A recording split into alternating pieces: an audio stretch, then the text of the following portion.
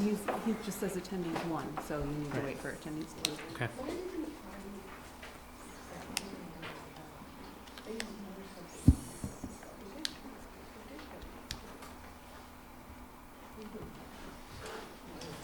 Okay, we'll get going, and Mark can join us by go-to-meeting. There. So Mark is there. Mark, can you hear us? I can. Can you hear me? We Yes. can. And your dog. I'm out sitting for my sister. Great. Welcome to the South Burlington Development Review Board for Tuesday, August 7th, 2018. First item on the agenda is directions on emergency evacuation procedures from the conference room. If there is an emergency, we can exit this room either through the way you came in or these two doors here, and we should all meet. If there's an emergency, let's meet in the parking lot behind us here, because we want to be sure everyone's safe, and the sign-up sheet is what we will need to determine if everyone is in fact there, and let's all be safe. So, second item is additions, deletions, or changes in the order of agenda items. We do Bill? have a change. Bill, yeah, could we move up item 10 and item 11 until after 4, in between 4 and 5, to accommodate some of our board members? Sounds great. We'll do the minutes and other business before jumping into number 5. Announcements. Any announcements? Paul Connor is here. Thank you very much for being here, Paul. Happy to be here. Yep. Any other announcements? 5. Other business. Is there any other business before we go there? Okay. No. Minutes. And minutes. Wake up. Yes, minutes. I thought we were doing minutes after number 4. We just did number 4. That was announcements. Oh, Yes. not the 4th big one, but the 4th overall. Right. Yeah, 4.1. okay, great. Right. 4, 5. Great. Yeah. Sorry about that. Everyone has had a chance to review the minutes. Any comments, questions, revisions? They look fine. I would approve the minutes from July 17th, 2018. Second. Second, approve these minutes. All in favor, say aye. Aye. Aye. Opposed? Okay, item number 5, preliminary and final application SD 18-20 of Blackberry Ventures LLC, Blackberry Ventures 8 LLC, to subdivide an existing 22.6 acre parcel into 5 lots ranging in size from 0.2 acres to 21.6 acres at 415 to 495 Market Street. Who was here for the applicant? I am David Schenk. And preliminary final application, so would you please raise your right hand? You promise to tell the truth, the whole truth, and nothing but the truth, and the penalty of perjury. I do. Thank you very much. Please describe the project. Yep, so we're here for preliminary and final to subdivide a larger parcel into 5 parcels, primarily for the development of lot 1 through 4 on the Heinsberg Road side of that parcel. Each lot will be developed into triplexes with access to those developments through a pre-existing driveway already constructed on the eastern side. There'll be parking in the rear. There's also, you'll see kind of an easement area for stormwater pond, and the kind of right there on that cursor. So, we're here to do the subdivision of land. I'm happy to discuss a little bit more about the project itself, but that pretty much summarizes the application of the subdivision.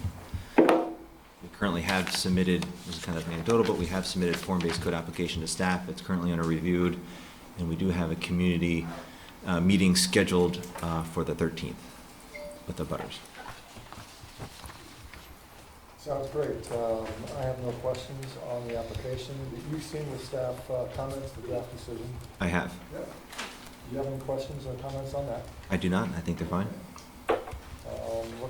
This is just a subdivision, so this is not the project itself. So it looks straightforward to me, and because it's form-based code, it will actually go through staff review, right? Yes. The project itself will go through staff review with the community meeting. So, board, any comments, questions? Okay, public, any comments or questions? I've got several comments. Your Yeah, and if you could please come up here and identify yourself and use the side table.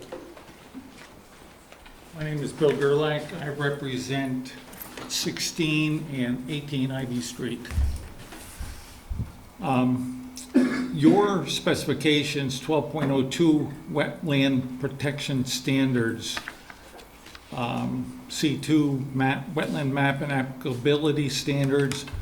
1, all wetlands within the city identified on the city's wetland map and buffer of 50 feet are subject to these provisions. Under E, standards for wetland protection, encroachment into wetlands and buffer areas is generally discouraged.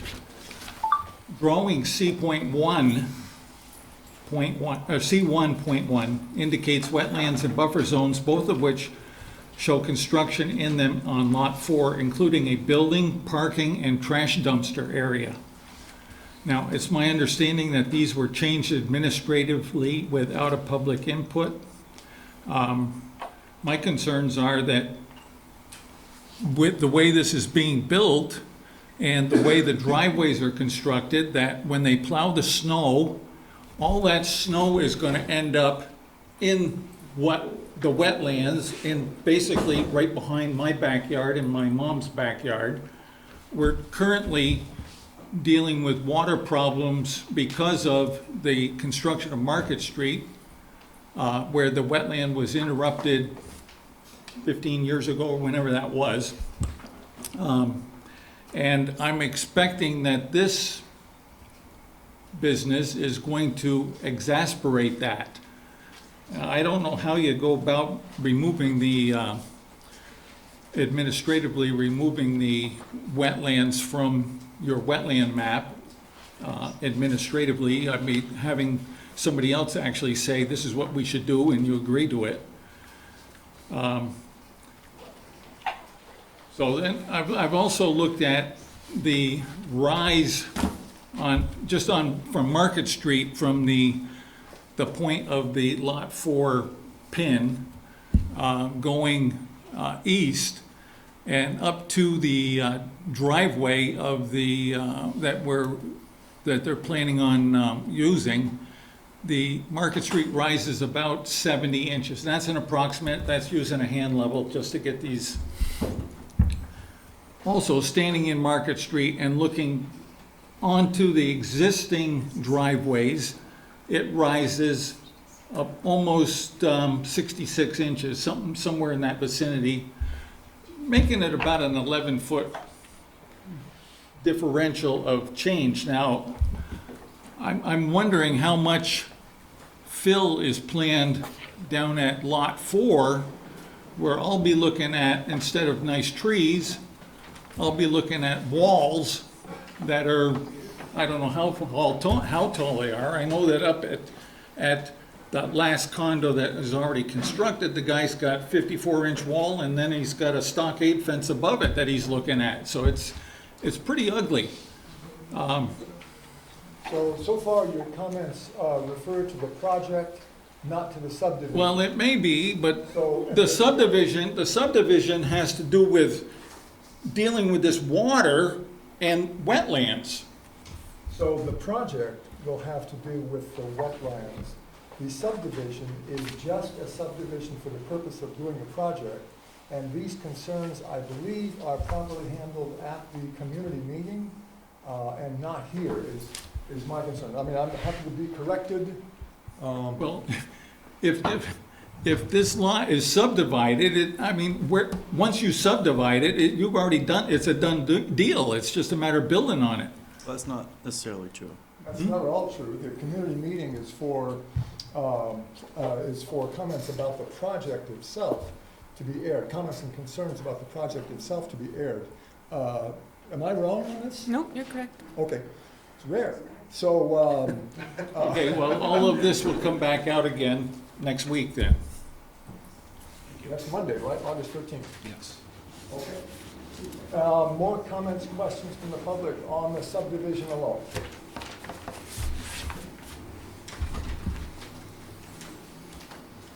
Hearing none, I'll entertain a motion to close. I move that we close preliminary and final plat application SD 18-20 of Back Bay Ventures. Second? That's SD 1821, right? What did I say? Like I said 20. Oh, it's different on the top of the page. Yeah, you're right. It says 20 in one place and 21 in another. Checking. 18, 21. Yeah, 18-21 on the actual. Okay. Revise my motion. Preliminary final plat application SD 18-21 of Black Bay Ventures LLC. Second. We move and second, we close this application. All in favor, say aye. Aye. Opposed? Aye. Thank you, Mark. Okay, thank you. Thank you very much. Next item on the agenda. Sketch plan application SD 18-22 of Mitch Wertz Properties LLC to combine two lots into one lot for the purpose of constructing a project on the combined parcel, which will be reviewed under separate site plan application 321 and 325 Dorset Street. Who is here for the applicant? Hi, my name is Jen Desatel with Trudell Consulting Engineers. I am here to represent the applicant. Okay, conflicts of interest, first off. We do business occasionally with Jen, but I don't see any direct conflict. Okay, any other conflicts? Mark, none? None? All good? None. Okay, yeah, so this is sketch plan, so this is non-binding, I don't have to swear you in. Again, sketch plans, for everyone's information, sketch plans are non-binding, and they have to come back, as the gentleman was just here, for preliminary and final plat application, and that is binding, but sketch plan is not binding. Please describe the project. So we are here tonight with a sketch plan application to combine two lots into one lot for the purpose of constructing a project in the future. The two lots are 321 and 325 Dorset Street. They're two small 0.17 acre parcels, and we're proposing to combine those into one 0.34 acre parcel.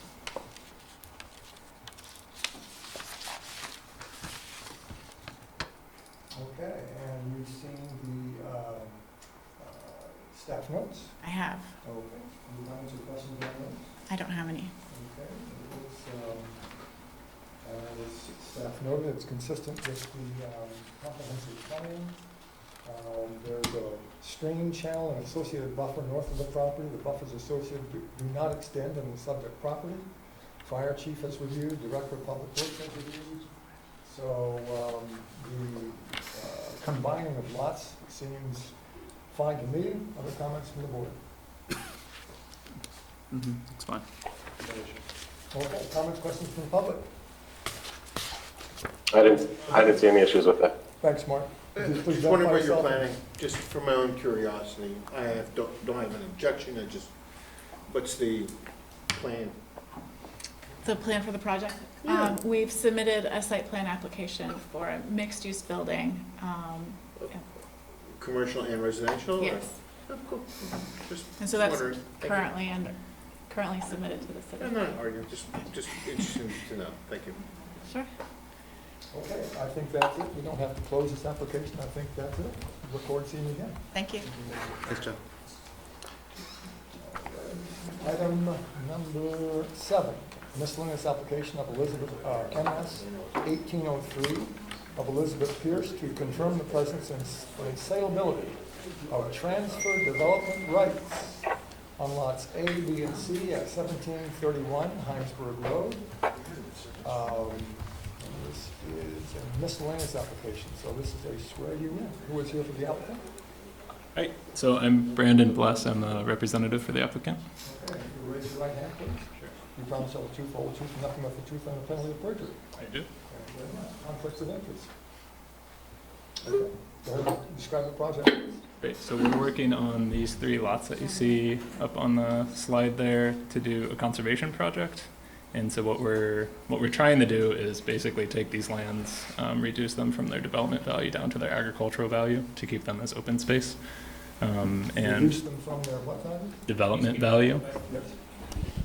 To reduce them from their development value to their agricultural value. for the purpose of keeping all of these lands in open space or as much as possible and in agricultural use.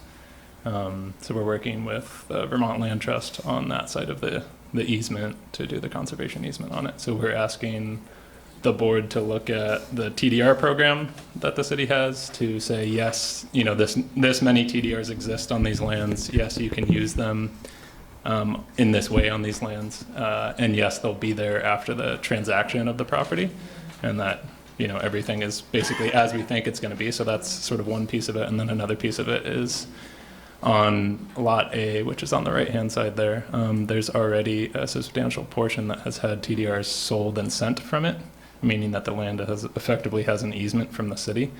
And so we're asking the DRB to recommend to the city council that that easement be supplanted by the Vermont Land Trust easement, which satisfies all the city requirements for that easement.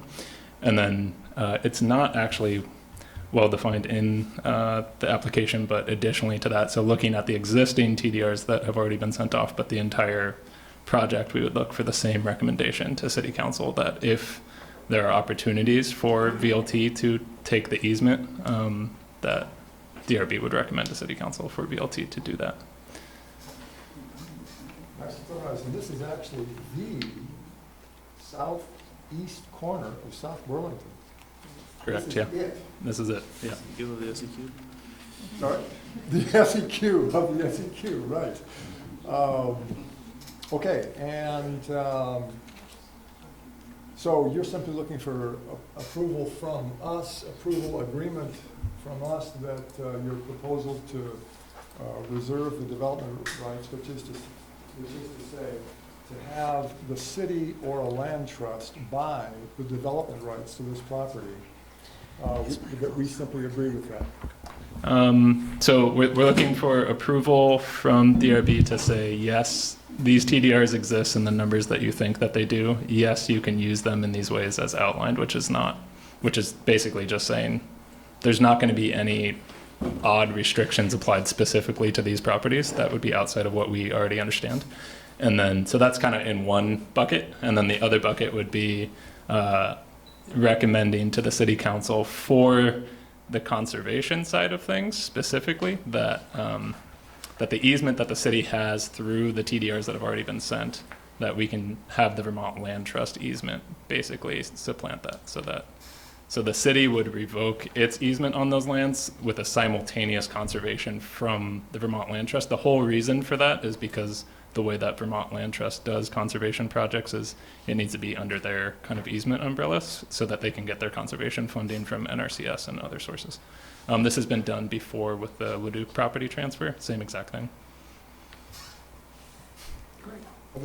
So it looks straightforward to me. Board members, you have comments, questions? You've seen the draft. Thank you. Go ahead, Mark. And I spoke to Marla about it earlier today, and maybe it was explained, but, you know, normally I'm trying to figure out why we as the DRB are getting involved in this. And this site has this amount, it's sort of like a site that they have an inherent amount of TDRs, and it's sort of almost more like a market condition, whether they get transferred and then they're recorded and someone keeps track of it. Why are we getting involved in it at this point to say, yes, we agree kind of thing? Would you like me to answer that? Please. This is Mark. This is Paul Connor.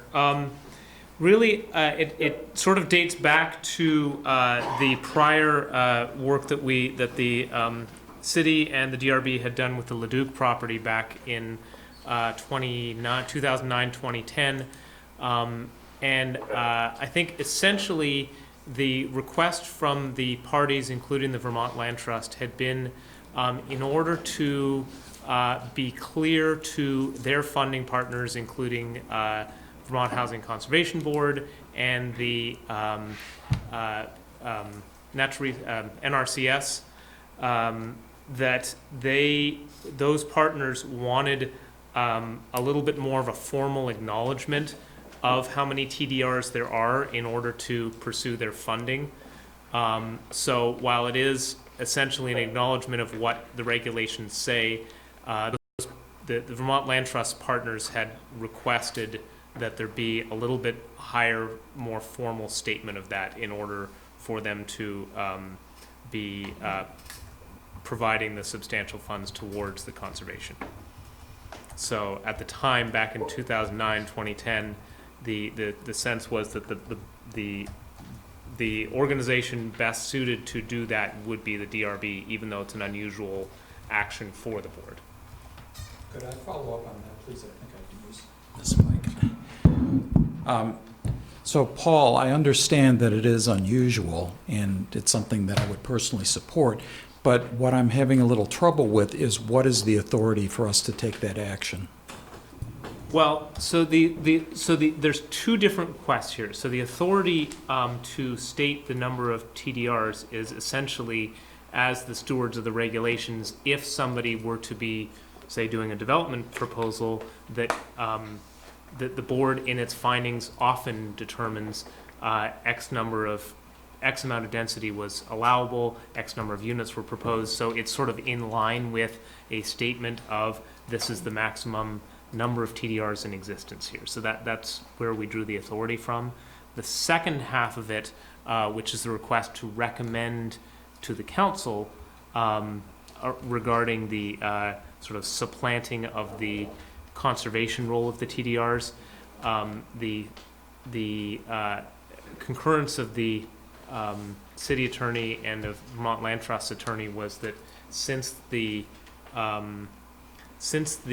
regulations are the purview of the DRB, it would be appropriate to have the DRB make a recommendation that you're finding that the Vermont Land Trust method of conservation is equivalent to the cities, and then it's ultimately the council's decision to do so. So that's the thinking of both of those. I don't want to stop something that appears to have broad support, but I am concerned, and I think Frank would be, what we would be doing, especially with the first task that you mentioned, Paul, is issuing something called an advisory opinion.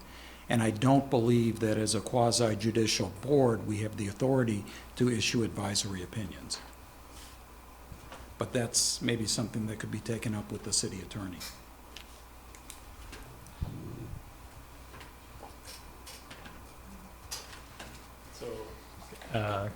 Did you have other comments? I just wanted to make clear the kind of the amendments to the application, unless there were other thoughts. So the one amendment that I already mentioned, which is that assuming that recommendation goes through, that you'd be recommending the same for any of the lots A, B, or C with any of the restrictions there that the city would otherwise impose to be supplanted by the Vermont Land Trust. So it's the same request. It's just applied more broadly to the 3 lots, if that's agreeable. And then Sorry, I don't totally follow. This is if the board were to approve transfer of, or if TDRs were sold on lots, on any of the 3 lots in the future. specifically sent, yes. Yeah, if they were transferred to another, if they moved from their current location, yeah. Then the board would be saying that they're making the same recommendation as now with the current TDRs that have already been sent. But would it be simpler to say that we would accept the Vermont Land Trust conditions straight outright rather than saying we would supplant city? Yeah, it would be the same. I guess this request is coming from the perspective of we don't want to have to come back here to do the same thing, exact same request when NRCS has certain deadline and application deadlines. So we just are foreseeing if we have any situation where this exact same thing is coming up, can we just, it's the same request, so could we have the same recommendation and agreement now? Does that make sense? So the conditions that would be proposed would be different. The conservation conditions imposed on the easement would be different than the Vermont Land Trust ones that the board has reviewed. No, same thing. Okay. Yep, exact same thing. No difference at all. It's just, it's sort of saying like, hey, this seems to make sense for this conservation project as a whole.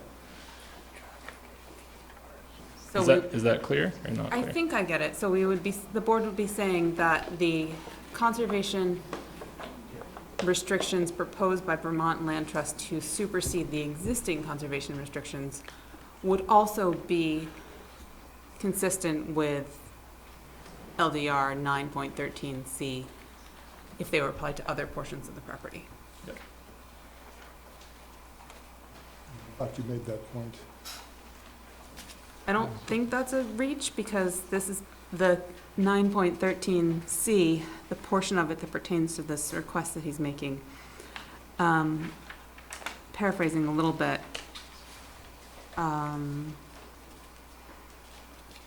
The sending parcel is sufficiently encumbered against further land subdivision and development through a purchase or other agreement acceptable to the city attorney to ensure conformance with these regulations. The applicant must demonstrate that to the board in order for the board to approve a PUD application that involves TDRs.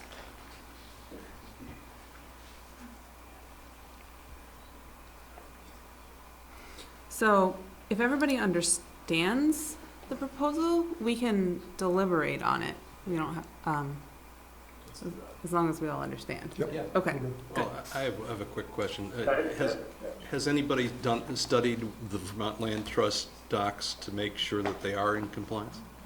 The city attorney has reviewed them late last week and feels that they are consistent with this and with the transfer development rights section in the state statutes.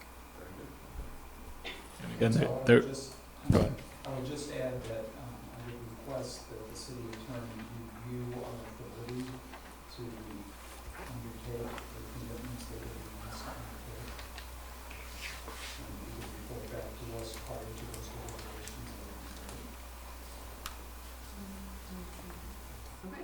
And then, so there was one other amendment to the language that I actually need help with because I don't understand it. So I need you guys to tell me what this means. So our attorney took a look at this, and if you look at under the decision, item 4B, currently it says the number of available development rights on each parcel will not be affected by sale of the parcels unless the sale explicitly includes conditions affecting the development rights. Honestly, I don't even know exactly what that means. So what our attorney said that he thinks would make more sense for it to say is,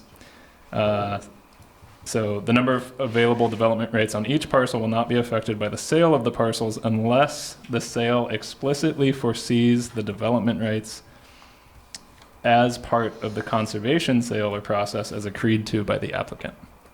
Does that make sense to anyone here? I only got the first half of the sentence. Can you So say it it's again more so slowly? starting with unless, Yes. unless the sale explicitly forgoes the development rights as part of the conservation sale or process as agreed to by the applicant. And I think I asked what the rationale was for this change, and he said that same thing. It's a minor tweak to the language to ensure that for NRCS, we don't have to come back and get another approval, but I honestly do not understand exactly what it's getting at. So I've got unless the sale explicitly blank Unless the sale explicitly forgoes, forgoes the development rights as part of the conservation sale or process as agreed to by the applicant. yeah, You would like that to replace would- the unless clause in 4B. you got it, yep. Does the board have any questions they want to ask about that now, or is it something you want to just discuss? Well, I didn't understand it. I don't understand the original language either, that's why I don't understand what the change is, so. Let the lawyer. Okay, I think, Do that. The idea of the original language, for the benefit of the board, was that we didn't want to say the number of available development rights on each parcel will not be affected by the sale of the parcel, because what if the sale of the parcel said, we're selling you the parcel, but we're keeping the development rights? So we wanted to have a clause in there saying, unless something funny happens with the sale pertaining to development rights. and do you think his language change perfects that? I think this, I would suggest that the city attorney look at this too.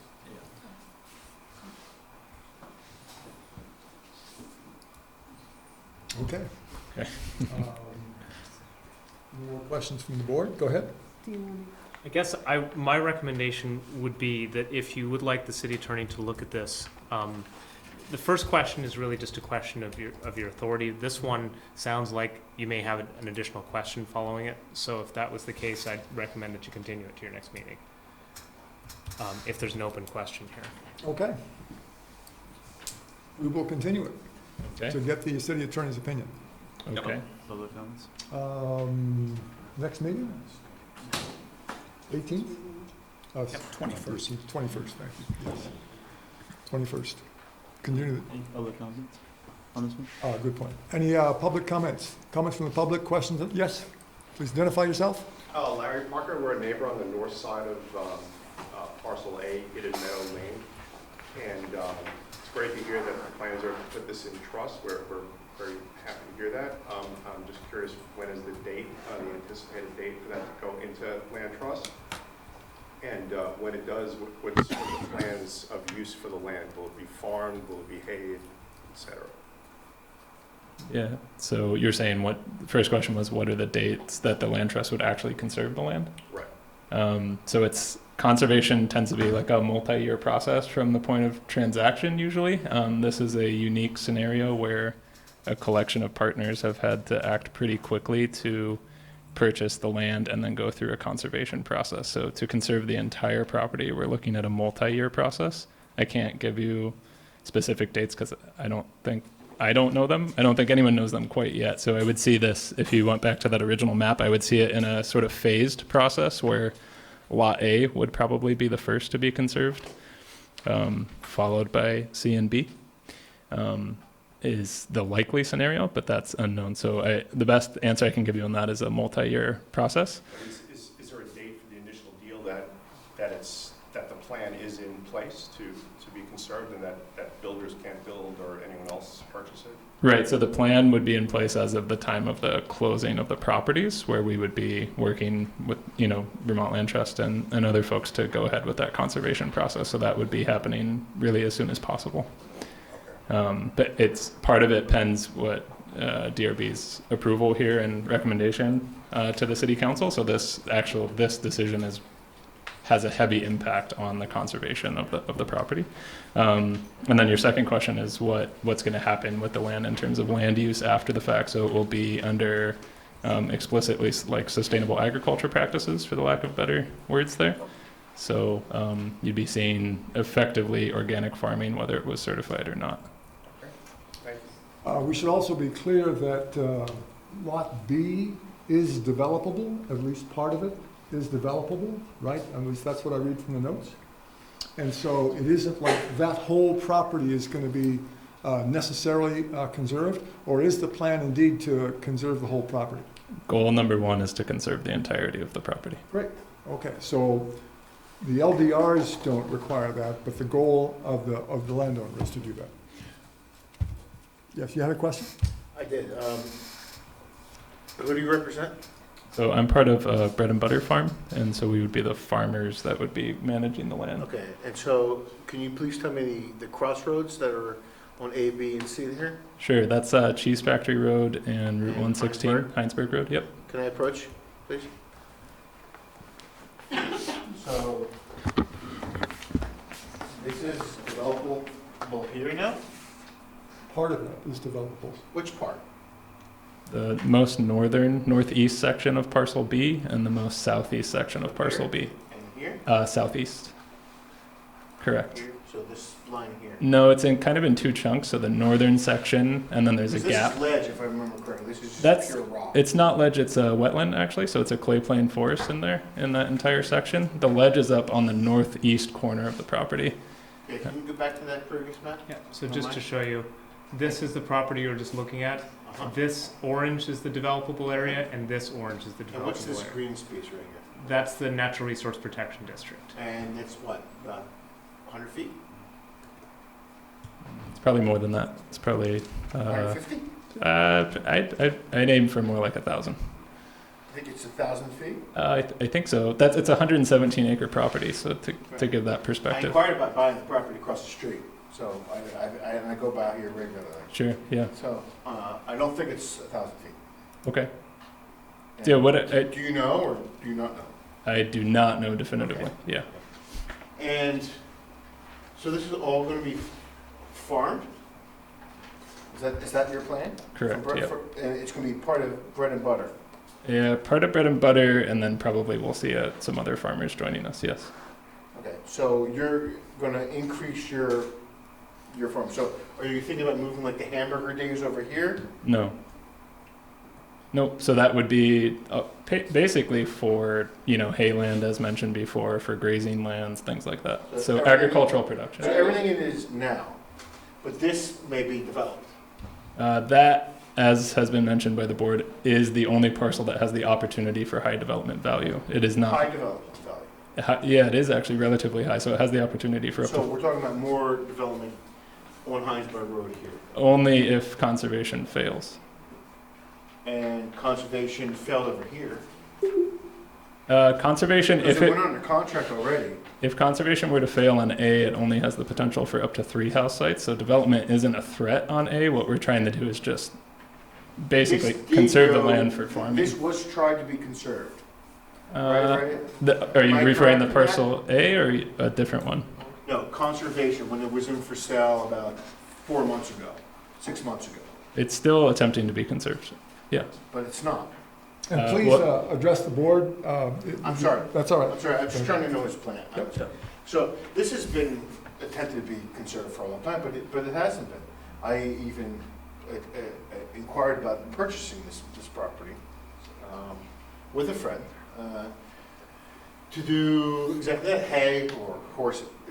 It didn't work. I was told no because it was under contract, and then the contract failed. So my question is to the board right now, if this is going to be developed here, which is clearly the intent, otherwise it We would. just said it was The not. opposite. We just said The it was not opposite. the intent. The opposite. The intent is to conserve it, The intent by whom? That's what he just said. the owner. That's why we're here. So But this is available for development. it's available, 2 little pieces of it are available for development, but the intent of the sellers is to conserve the whole thing. But that's already failed over here. Can I just clarify? No contract with us has failed, and no conservation with us has failed at all. I'm not privy to any prior history there, but Property or Dusty Trail, I contacted them about this property over Sure. here. It was under contract, it was under contract. that's possible maybe with someone else that put in an offer. It hasn't happened with us, so our conservation strategy thus far has not failed, just to be clear. Thank you. Yep. And property C here, Same. this is only for conservation? Correct. Our number one goal is to conserve as much of the land as possible. What we have to do is basically recognize there's a development value and there's an agricultural value, and how do we fill that gap? And our number one strategy is through conservation funds, which is why this whole TDR thing is something we have to be really diligent about. Okay, because TDRs are something I'm kind of becoming very conscious of right now. And I wonder, so if you get all the TDRs for this, what do you plan to do with the TDRs? So the number one goal would be, if we could, we would conserve the whole thing and extinguish the TDRs if we could find the conservation funds to do that. Side of property Well, so the city has, so all of property A is in the Natural Resource Protection District. In addition to that, the city has buffers for development activities adjacent to streams, rivers, wetlands, all those kinds of things. So yes, those would as well apply. There is some differentiation between how local regulations apply to development versus agriculture, because agriculture under the state of Vermont is exempt from local regulations, so they follow state regulations as it relates to where farming can and cannot happen. Does that answer your question? Yeah, and then the other follow-up on that, I think at one point, just like the city acquired some property on Dan Sigley I forget the name of that stream, I apologize. Muddy Brook, on the north side of Van Sicklen, there's some area that acquired either outright or through easements. And there's a trail there. Was there a plan for a trail on this property A, abutting the stream?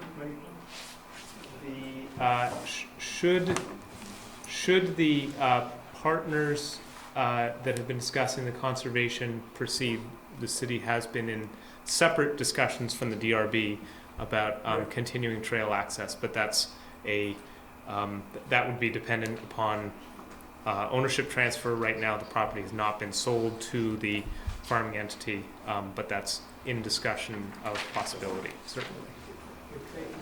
Sure. Other comments, questions from the public? Hearing none, entertain a motion to continue. I move that we continue miscellaneous application MS 1803 of Elizabeth Pierce to August 21st. Second. Second, we continue this to August 21st. All in favor, say aye. Aye. Thank you. Bye. Any opposed? Yeah, thank you very much.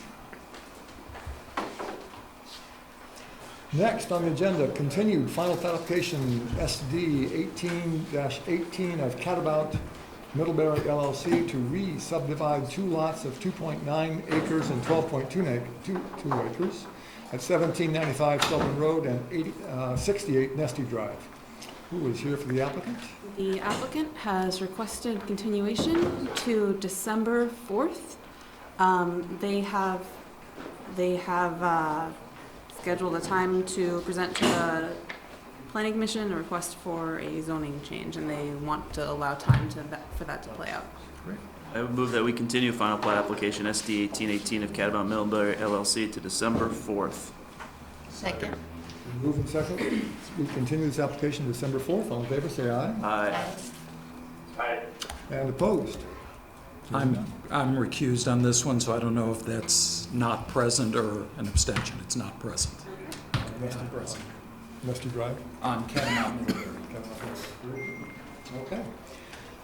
Next on the agenda, continued sketch plan application SD 18-18 of Dorset Metals Associates LLC to subdivide two existing parcels totaling 71.9 acres and develop with one single-family dwelling into approximately 126 lots for the purpose of a 164-unit residential planned unit development. The planned unit development is consist of 113 single-family homes, 18 units in 3-unit multifamily dwellings, 32 units in 2-family dwellings, and one existing family home at 1505 Dorset Street. And this is a continued sketch plan, so this is a non-binding deliberation.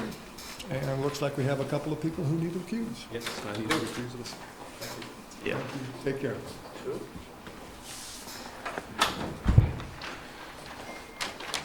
So we have a quorum, 4 out of 7, including Mark on the go-to-meeting session. Right, so because Mark is on the phone, and one of the purposes of continuing the hearing is to allow continued public comments, we are going to ask that members of the public please approach the microphone up here and speak into the microphone so that the person on the phone can see and hear you clearly. And before you speak, please identify yourselves. Very good. And to repeat, the sketch plan application is a non-binding application. The preliminary and final plat applications will be binding, but the sketch plan application is just to find out where within the land development regulations the project sits.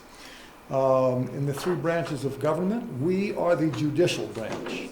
We do not have the power to change the land development regulations, so we simply have to say, do the projects that come forward to us fit within the LDRs? The legislative branch that sets the LDRs themselves is the Planning Commission and the City Council. So we simply have to abide by the LDRs as they exist now. So if you have comments, it's helpful if you keep your comments to things that we have actual authority over. So as you, well, now, the first thing that's going to happen is the applicant is going to list out some changes that they've made to the project in response to some comments that were made last time. I'm also going to read a letter from Daniel Seff. I'm not going to read the whole letter, but I'm going to pick up some high points from the letter from Daniel Seff, who is representing a group of neighbors called Save Our Space, South Burlington, I think that's called. Save open space. Save Open Space, thank you. Save Open Spaces, Save Open Spaces, South Burlington. So I'm going to read some high points from that. And so then when we get into public comment, because we had extensive, unlimited public comment last time, we're going to limit public comment to 2 minutes per person this time. And we're going to ask that if you have something to say that's already been said, and from Miranda's article in the other paper, we've got 10 issues that have been covered. So if you have one of these comments to repeat, simply say, wetlands, me too. Traffic, me too. I'm also concerned about wildlife. So, because we heard a lot about these last time, so we don't need to hear about them again. They have been, they're on the record in sketch plan again.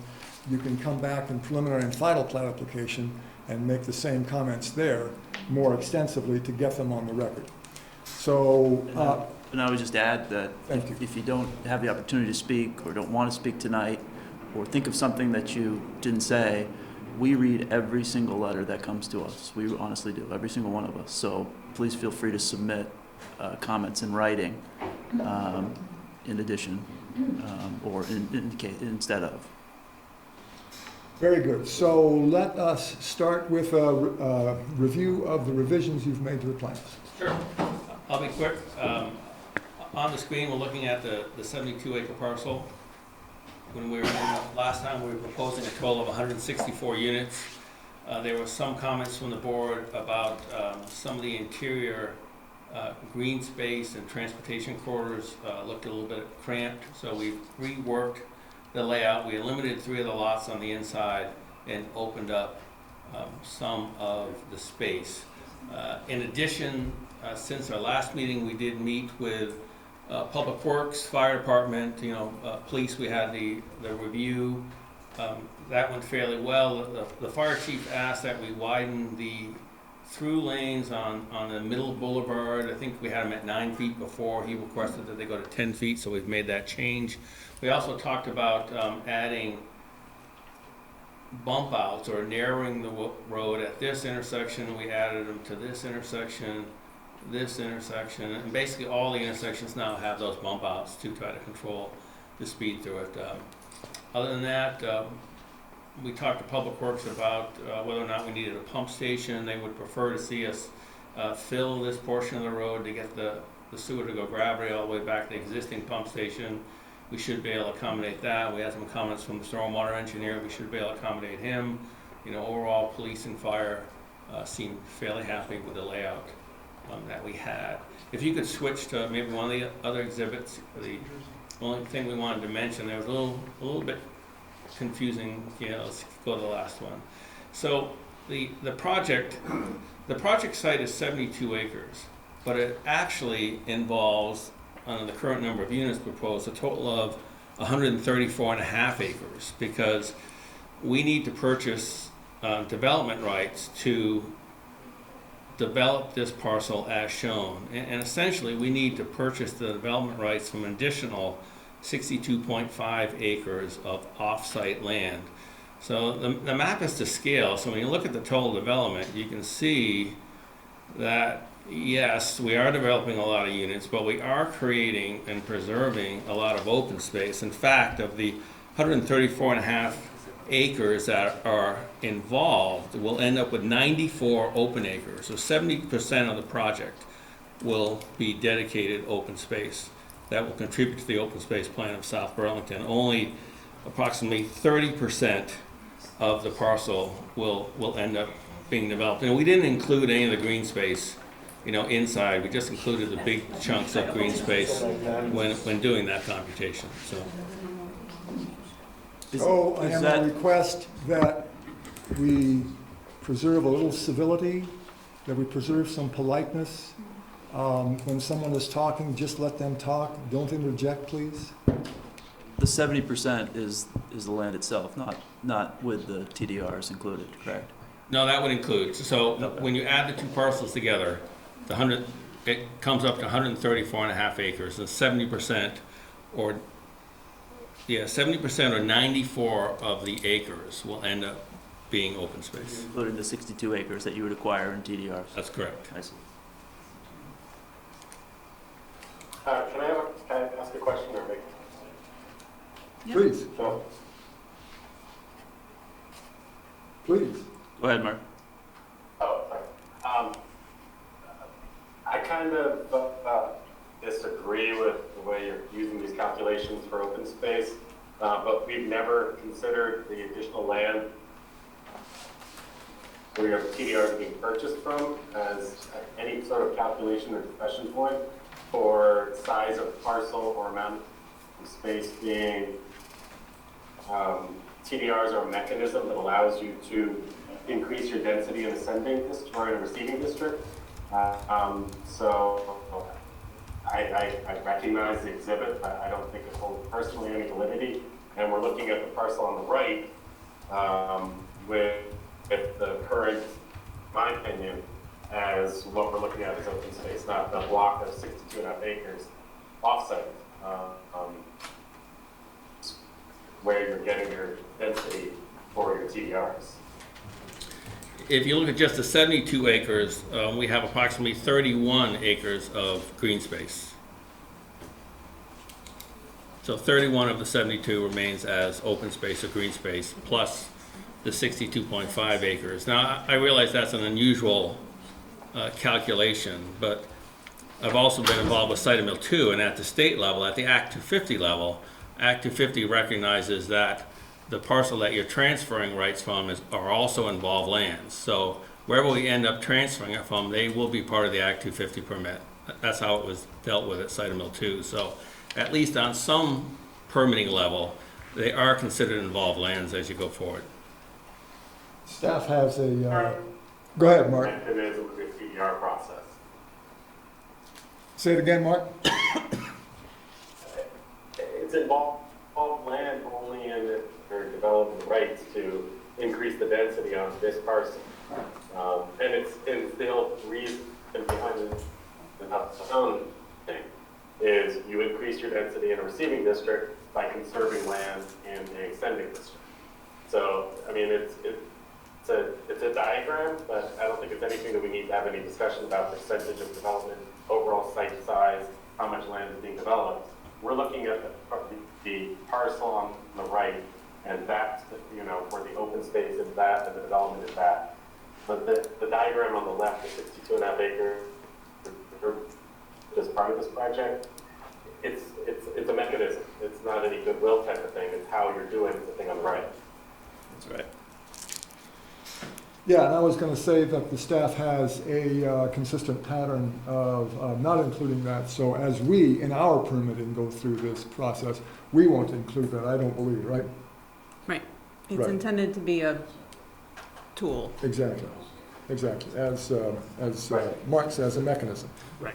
Essentially, in the staff level discussion, it's not as Mark described, it's not a added thing that they're doing. It is an acknowledgement of this is the property and this is how the density is moved from one area to another area. Yep. Okay, continue. That's really all we had, just a few minor changes. Great, great. So I will read, go ahead. You got a comment? Oh, yeah. Board, do you have any questions, comments on the changes? Yeah. One thing I know we're still at sketch, but really what we're doing at sketch is sort of saying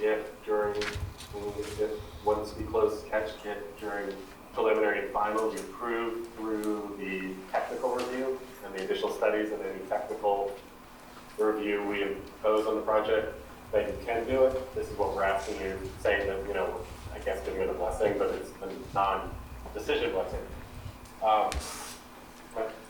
my comments at the last meeting weren't clear, or I wasn't clear. In looking at this the site plan with green space, what I really, and as I said at the first meeting, I actually like the actual overall layout of the development. You know, the way the smaller lots are on the interior, the larger single-family homes on the outside, we have a mix of some multifamily, and then the boulevard with the view of the Camel Summit. It's actually, in architectural master planning, site planning standpoint, a well laid out site. But in looking at this from a pure diagrammatic standpoint, an amount of green space connectivity, it's like they're broken up. And I know you're not going to replicate or get a true like wildlife corridor. In the past, we've tried to massage these PUDs so that you get some green space connectivity, not little slivers that go through the site.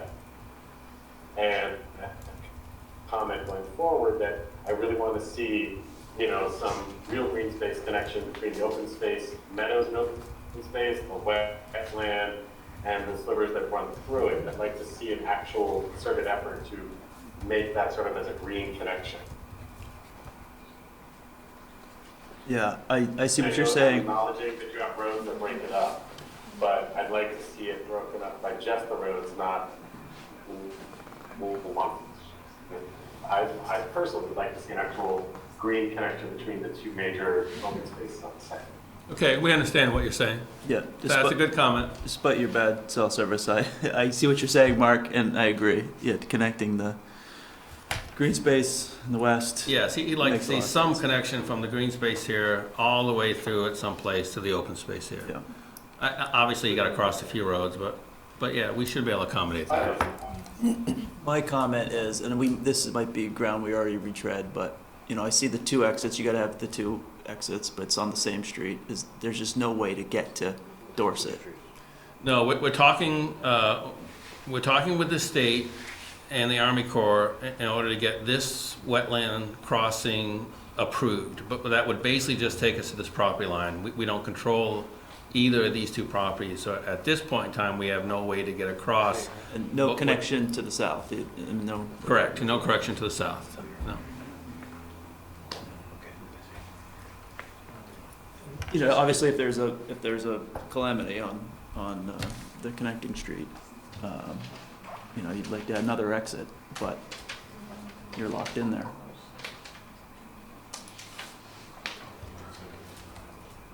And that crossing that Paul just pointed out is an existing driveway crossing. Right. Correct. So it's not that's the most likely opportunity for a crossing in that area. The wetland is further to the south of that, an undisturbed wetland. So if there were a crossing, that's the place to do it.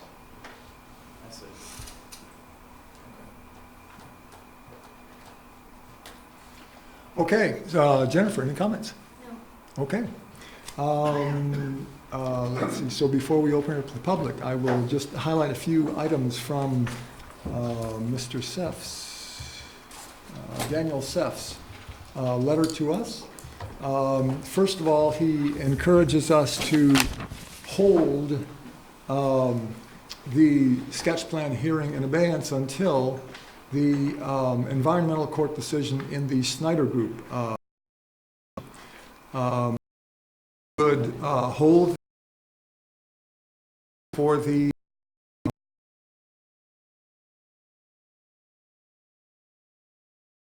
In my opinion.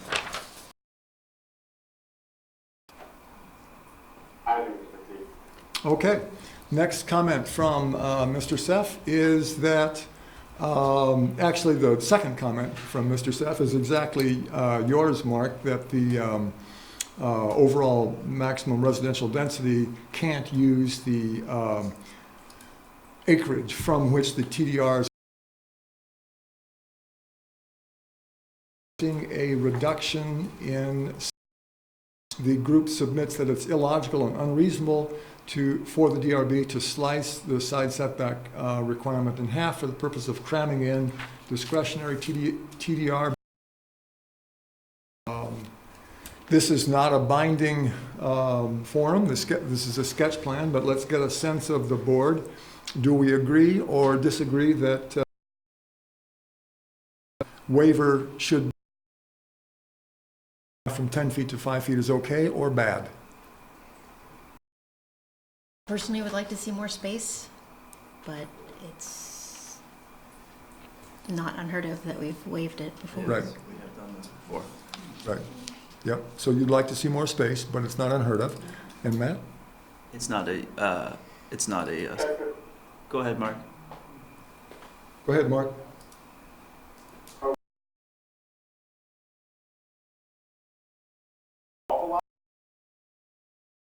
Smaller cottage style development.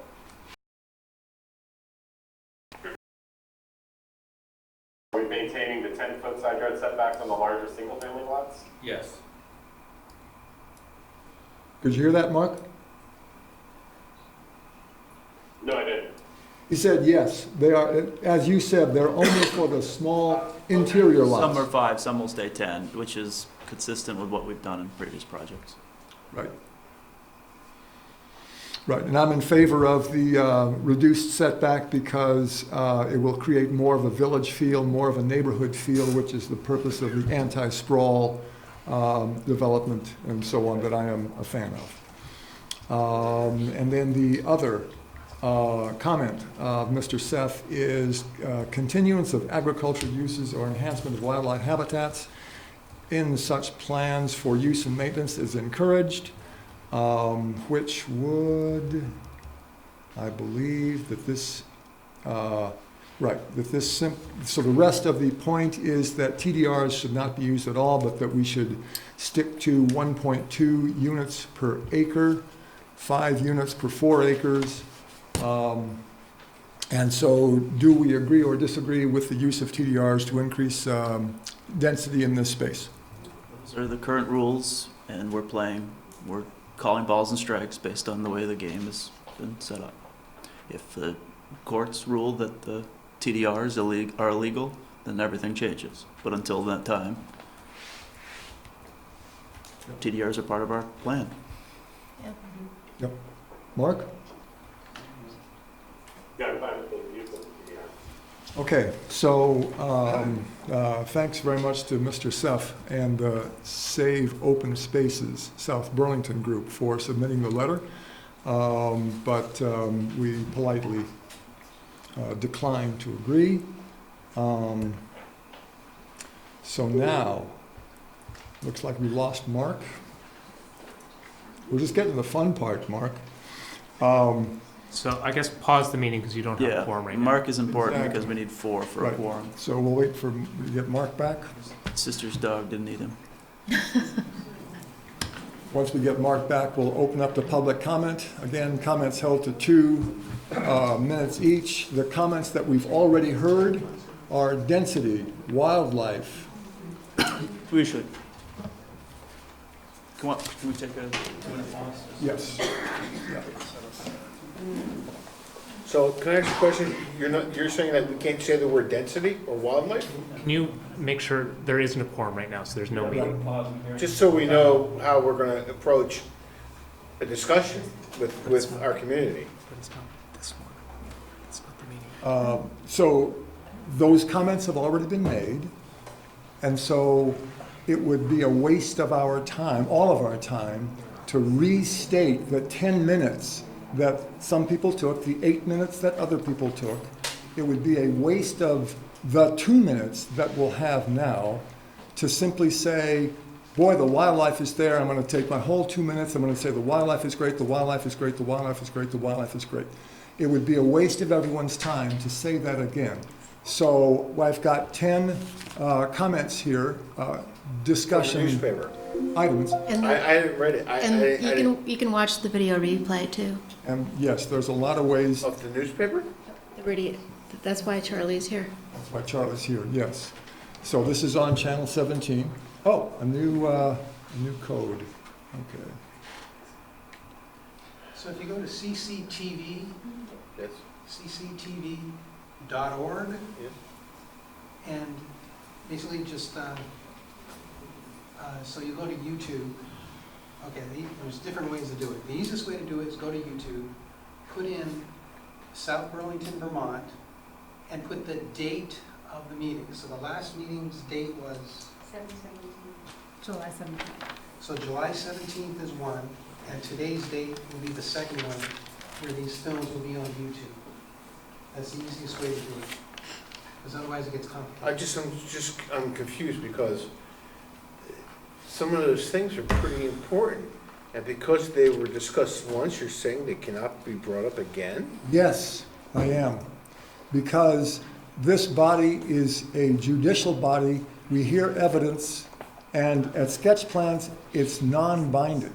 And so we hear evidence, and once we've heard that wildlife is a concern, we agree. Many people feel that wildlife is a concern. We have, as you heard, Mark and Matt just asked for more wildlife corridors to be established. Understood. But for example, I'm just trying to note so what I can talk about with the only 120 seconds I get. So density was a thing, but I've read the LDRs and we're over density already. And so I can't bring that up again? I mean, you won't even hear that? You'll give you 120, we'll get you 2 minutes to talk about whatever you want, and if it's not enough time, you can submit something in writing, and we'll absolutely read it, take it Well, I under was just told consideration. not to discuss it by the chairman of. You can disagree, we're- you can say whatever you want, but I would request that we not say again things that have already That's a been said. very different way of saying, Okay. don't bring it up. Okay, but I would Our prefer. request not to talk about is not the same as deaf ears. Okay. Thank you. Mark, you back on? No, we're having a technical difficulty. Marla's going to get the speakerphone so that we can do that. Okay. So he'll be by telephone, but not by video. Yeah. Okay. Is that a quorum then? No, we don't have a quorum. We're at- Mark. we're at You time will right in a now. few minutes. Sorry. We need a fourth person. Wow, that stinks. Bill, could you have the gentlemen introduce themselves, the speakers? Yeah, sure, please introduce yourselves. Paul O'Leary from O'Leary Burke Civil Associates. Peter Kahn with Dorset Meadows. Jesse Horvath with TJ Boyle Associates. Jesse, Paul, Peter, and Mary. So what No, we're no, going to Mary. do is we're going to call on the cell using the spaceship. Going to put it here so that it doesn't create interference with the microphone. That sound fair? What I'm going to do, Marla, is bring this one out in the middle because that's how Mark hears the audience. You could just go low tech, no? Is this quick? Yeah. Have you tell me Mark's number. Okay. Mark.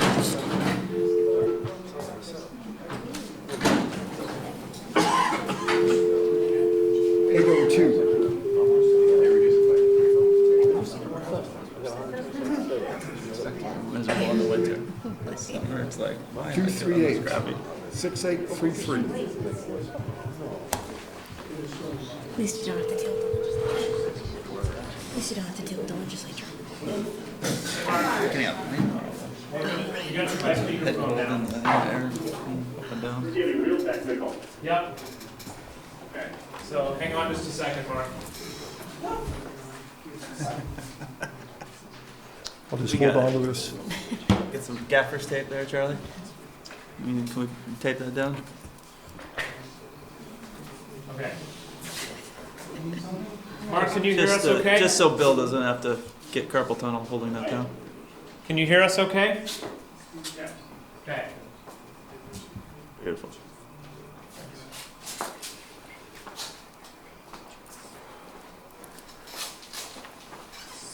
Okay, you're back to a quorum. Okay. Okay, thanks for joining us again, Mark.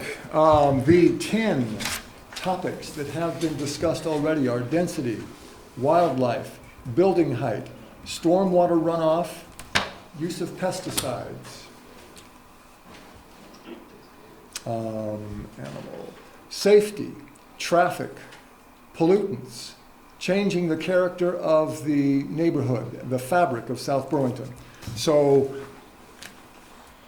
to your point, if you would like to take 2 minutes and say that again, I can't stop you, but I would request that those points have already been made, and we will have, if the application goes forward, we will have preliminary and final plat at which you can say those again. So, please raise your hand, identify yourself, and come up to the microphone on top. Take a seat. Thank you.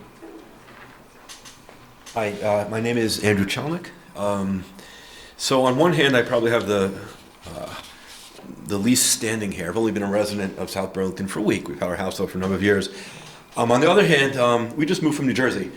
And the reason we moved is because the zoning laws ruined New Jersey, right? Every little piece of land that could be developed was developed, and it's just not really, a lot of it's not a great place to live.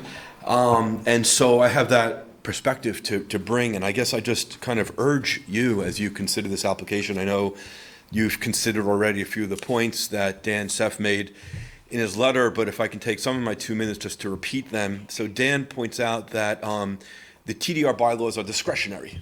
You don't have to provide all the density that a TDR can bring, and I just urge you to exercise that discretion in a way which preserves the character of this neighborhood and preserves and addresses all the issues that I know that you just went through quickly, so that South Burlington doesn't become New Jersey. Honestly, it breaks my heart having just moved here and seeing this right next door. It broke my kid's heart when they heard about it. And if I can just make an emotional plea to exercise discretion in a way which preserves your character as much as possible.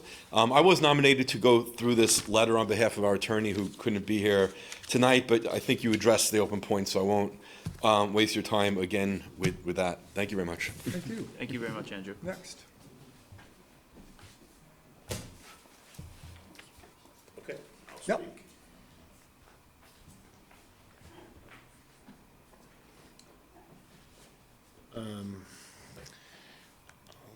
Pull up my clock here so I don't waste my time or yours. A lot of the things that were discussed tonight that we were asked not to repeat are critical to me, and I think very important to the community. I spoke to my father today, and he reminded me of the town I grew up. And the town that I grew up in did exactly what you're doing, developing everything. These TDRs, come on. Stop. It's all going to be developed.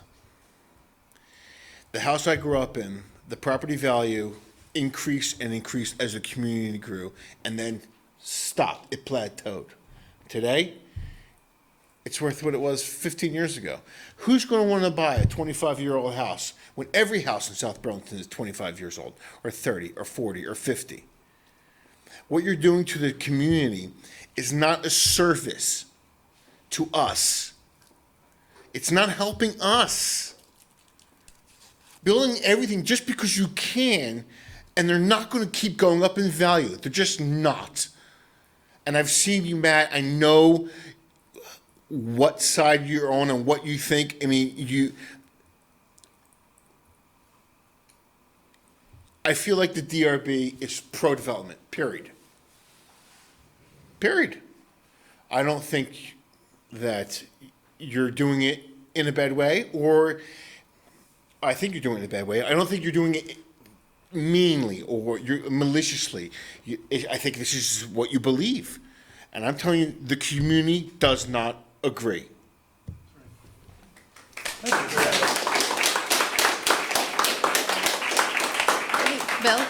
Bill, is this a good time to point out that changes can be made through the planning commission? We're just interpreting the LDRs? We're investigating all of that. I've read I've read it. We've read the first development review board. Oh, No. I was motioning her, sorry. My bad. Sorry. Sorry. Thank you. Get me off the hook. My name is Darylyn Peters, and I am one of the clients of Daniel Seff. So I just want a clarification. This is July 17th was the first time I've ever been to a DRB meeting. This is all new. I'm trying to educate myself. And what surprised me is when you said, you're in the wrong meeting, you're in the wrong room, to everybody. And I thought, oh, I really don't understand this process. So I've been reading the plan and trying to do all of these things, and relying on a lawyer who knows more. And I'd like to go back to Daniel's letter on page 2, the third paragraph, just so that you can tell me if that is your understanding as he has presented it to his clients, which is when he says that LDR 9.13C12, which provides that if certain criteria are met, the DRB may approve all or a portion of an applicant's requested TDR-based density. In other words, the DRB may, not must, not shall, not should, but may approve all, some, or none of the requested TDR density increase. Is he correct? I'll rely on staff for that. Pardon me? I'll rely on staff to answer that question. Oh, all right, So staff. the interpretation that the board has historically made on this subject is that the may is an output. So if a property, for a variety of reasons, there's all sorts of things that regulate the development of a property. The presence of wetlands, the maximum height of buildings, the types of buildings, et cetera, where the requirements for open space, streets, all those kinds of things, where those things lead to a property having a certain total number of dwelling units, then that is the number of TDRs that the board transfers. That is not automatically necessarily always the absolute maximum. I don't believe in this case, for instance, the applicant is even seeking the maximum. So that's where the may is, the board has interpreted that as being, that's an output of all of the standards that determine the appropriateness for housing and or other development on a particular site. That it's not a discretionary decision of its own, it's an output of all the other standards that come through. But I do confirm that in the LDRs, it says the Development Review Board may approve a PUD application, 913C1, yes. The PUD may approve a PUD application, and in section 2, if the conditions of 913C1 above are met, the Development Review Board may then approve the assignment, transfer of all or portion of the residential development density calculation, et cetera. So it does in fact use the word may. So we do confirm that. So the DRB has some discretion here. I mean, when you said you're in the wrong room, there's nothing we can do, sort of our hands are tied, we listen to staff's interpretation or explanation of the LDRs and that's it. But it sounds like there's a range. It could be 1.2 units, or if you do the offsets, it could be 4 units, it could be 8, up to 8. But there is discretion, is there not? Or So Darylyn, to defend my fellow board member Frank, who's not here, who made that comment, perhaps that was a bit too abrupt. What he meant was, what I think what Frank meant was, when he's talking about whether or not you can have development here or not have development here, that's decided by the Planning Commission in the land development regulations. Right. What we're doing here is trying to determine whether or not that can fit, whether more density through the purchase of TDRs makes sense in this location. Right. We cannot deny development because the land development regulations allow for it. Right. So what we're trying But to do. the quantity of So what we're development. trying to do is get the best possible project approved, if it can be approved, right? Mm-hmm. But this is just sketch, right? So what happens after sketch is we provide feedback to the applicant. the applicant can take that feedback, not just from us, but from all of you. Because this is If just, we can speak for more than 2 minutes, Just let me they'll get finish, just feedback so from this us. might help for I the mean, let's be process. honest, this doesn't feel like democracy in this room right now. this might help with the process, though. You're getting this all at once, and it's a lot. I get it. It's a lot. But this is just the beginning of the process here for us. They're getting feedback from us. They're getting feedback from you. They have to then go back to the books before they come up with the preliminary plat and come up with the design that they're going to propose, in which Right. they'll be under oath, and they'll Right. have to explain exactly what they're gonna do. If we approve that, if it goes to final plat, then you have the opportunity, as has happened in other developments in South Burlington and all across Vermont, which you have the opportunity to object to our decision, whatever that decision is, as the applicant has the opportunity to object to our decision in environmental court. Right. And that can go to Supreme Court. Right.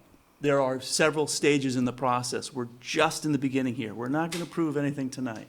I know, it We're just, just it here, we're felt just like you here were to in hear such a what they have to rush, say, and we though. want to hear what the neighbors This have to is say. a big, important project I with a agree. beautiful piece of land. I know. And it feels like you're really at giddy up, and I know you have lots of other work to do. It's not like you can't set this aside and wait for the environmental court and do the 800 other things that you're doing, updating your LDRs, et cetera. And Thank so you very much. the comment about going to the planning commission has to do with the comprehensive plan and rezoning the density of the whole area, not necessarily just the TDRs and stuff. That's All right. All right, Very much. thank you. Thank you. Next. Yeah, identify yourself. Got a chance to talk this time. I hope this is 2 minutes. Okay. I wrote down a number of things here that I wanted to speak about. Can you state Again, they your may name, or may please? not apply. Say your name, please. I'm sorry, Bob Brinkerhoff. I'm a Thank you, budding Bob. landowner on Nolan Farm Road, 15 Shea Drive.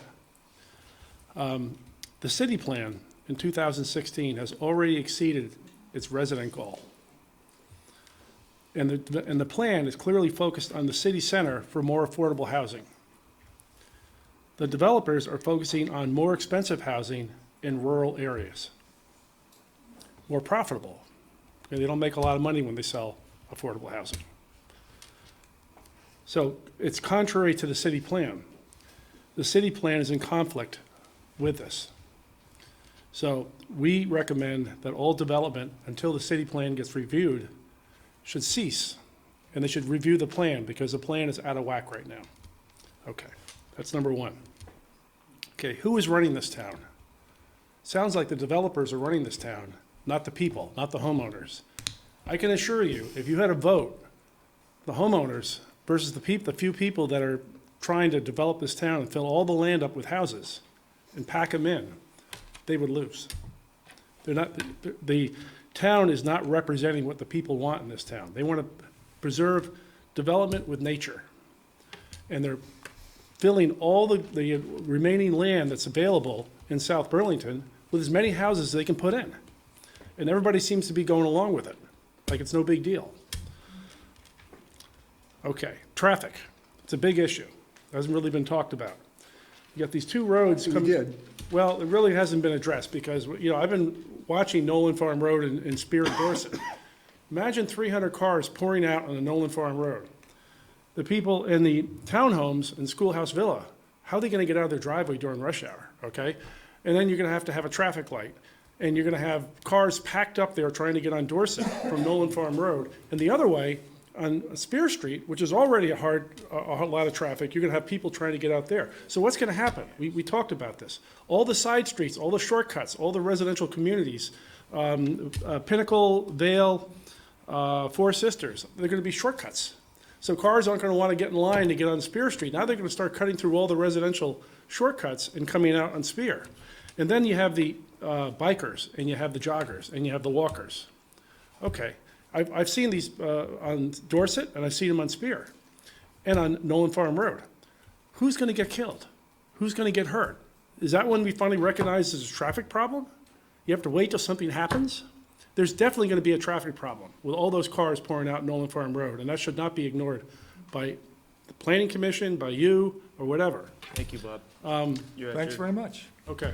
And just to address your traffic issue, there will be a traffic study in this type of project that's this large. After approval. But the impression, No, not after approval. the impression I've gotten is, oh, it's no big deal. You know, it's just a bunch of cars going on the road. It's a lot of cars going on the road. I don't know who's giving you that impression, but we're not That's what giving I've that heard, impression. okay? All right, thank you. Thank you, Bob.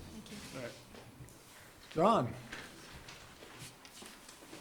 Esteemed member of the Development Review Board But also clearly recused. and clearly recused, yes. Recused, yes, John Wilking.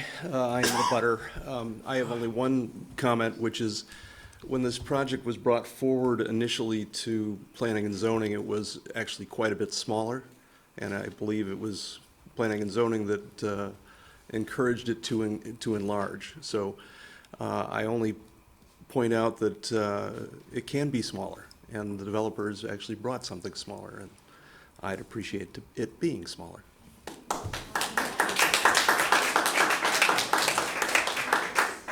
Okay.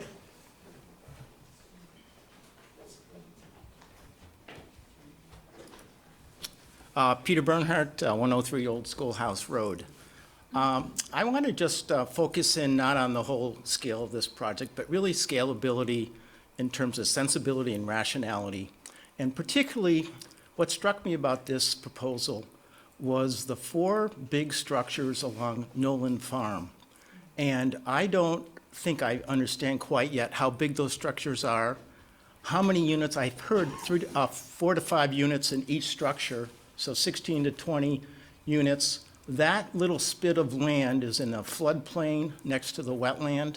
I don't know how you're going to build those structures. I don't know if they have basements. I don't know if you're going to bring in extra fill. I can tell you this, they're going to cast shadows on Nolan Farm, and it's going to be really an interesting transition for people, whether it's bikers, runners, or people even in cars, to be coming down Nolan Farm. And besides seeing the 2 roads coming into Nolan Farm, but to see these structures within 15 feet of the road right away it's like, it doesn't make any sense. So what I'd like to at least ask you to consider, or you may, is really use some sensibility. I witnessed actually just now a discussion about connecting the green spaces with Mark. And actually I saw some discretion and some nods that said, yes, you can do that. So you're making some judgments. I'm just saying, in terms of this little microcosm of this development, those are just completely out of whack. And it has struck me, I haven't heard anyone on the DRB use some sensibility other than it's just the number of units we can put on this piece of property. That little piece there just is so, it's so out of whack with what this really should be in terms of Nolan Farm. And I just wanted to just put that out there to consider that. The second piece, even as you drive down to Butler Farm and you have the development in the back, is you've got homes actually right where it dumps out on Nolan Farm to the west access road, let's say it that way. And maybe perhaps having this set back away from Nolan Farm. That is a beautiful, beautiful pastoral road with the golf course to the north, and it's used a lot by all the residents. Thank you. Okay. Thank you. Thank you very much.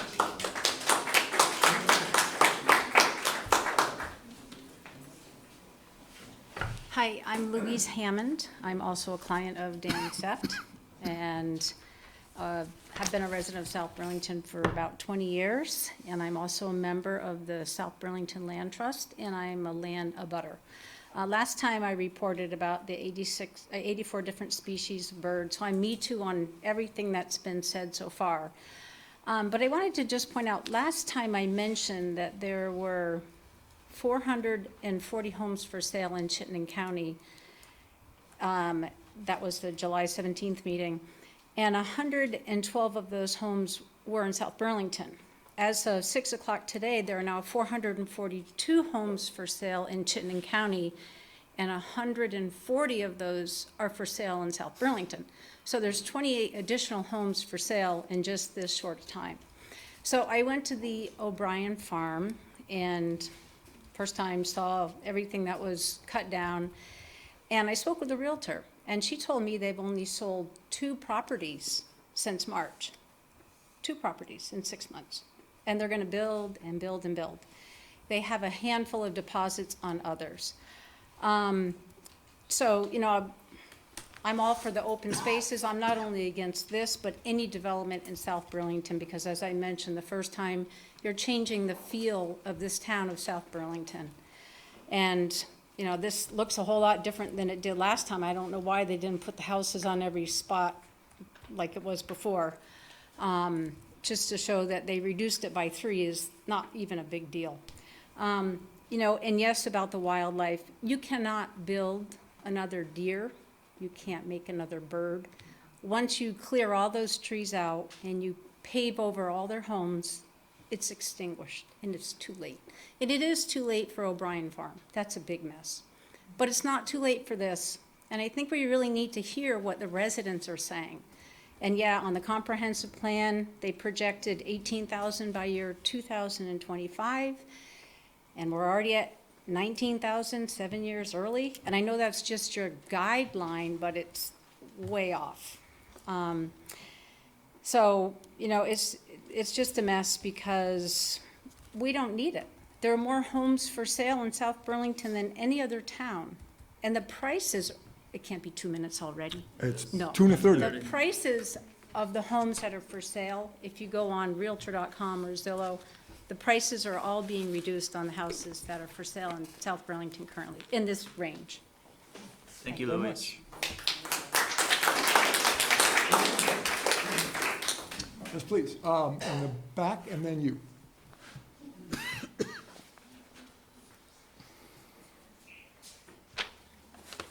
I'm Cindy Bernhardt. I live in an old schoolhouse.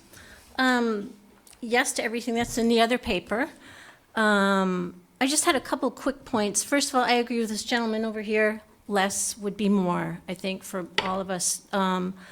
It's crazy that it's gotten to however many units it is now. It'd be great if it could be 40, 50. If we have to have development, it could be 40, 50 that are really quality and well scoped and placed, and just it would make so much more sense.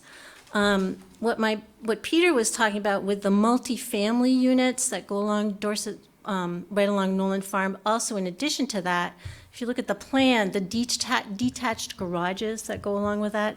So you've got that's a lot of buildings to look at in a very small piece of land. And the aesthetics of that make my head spin.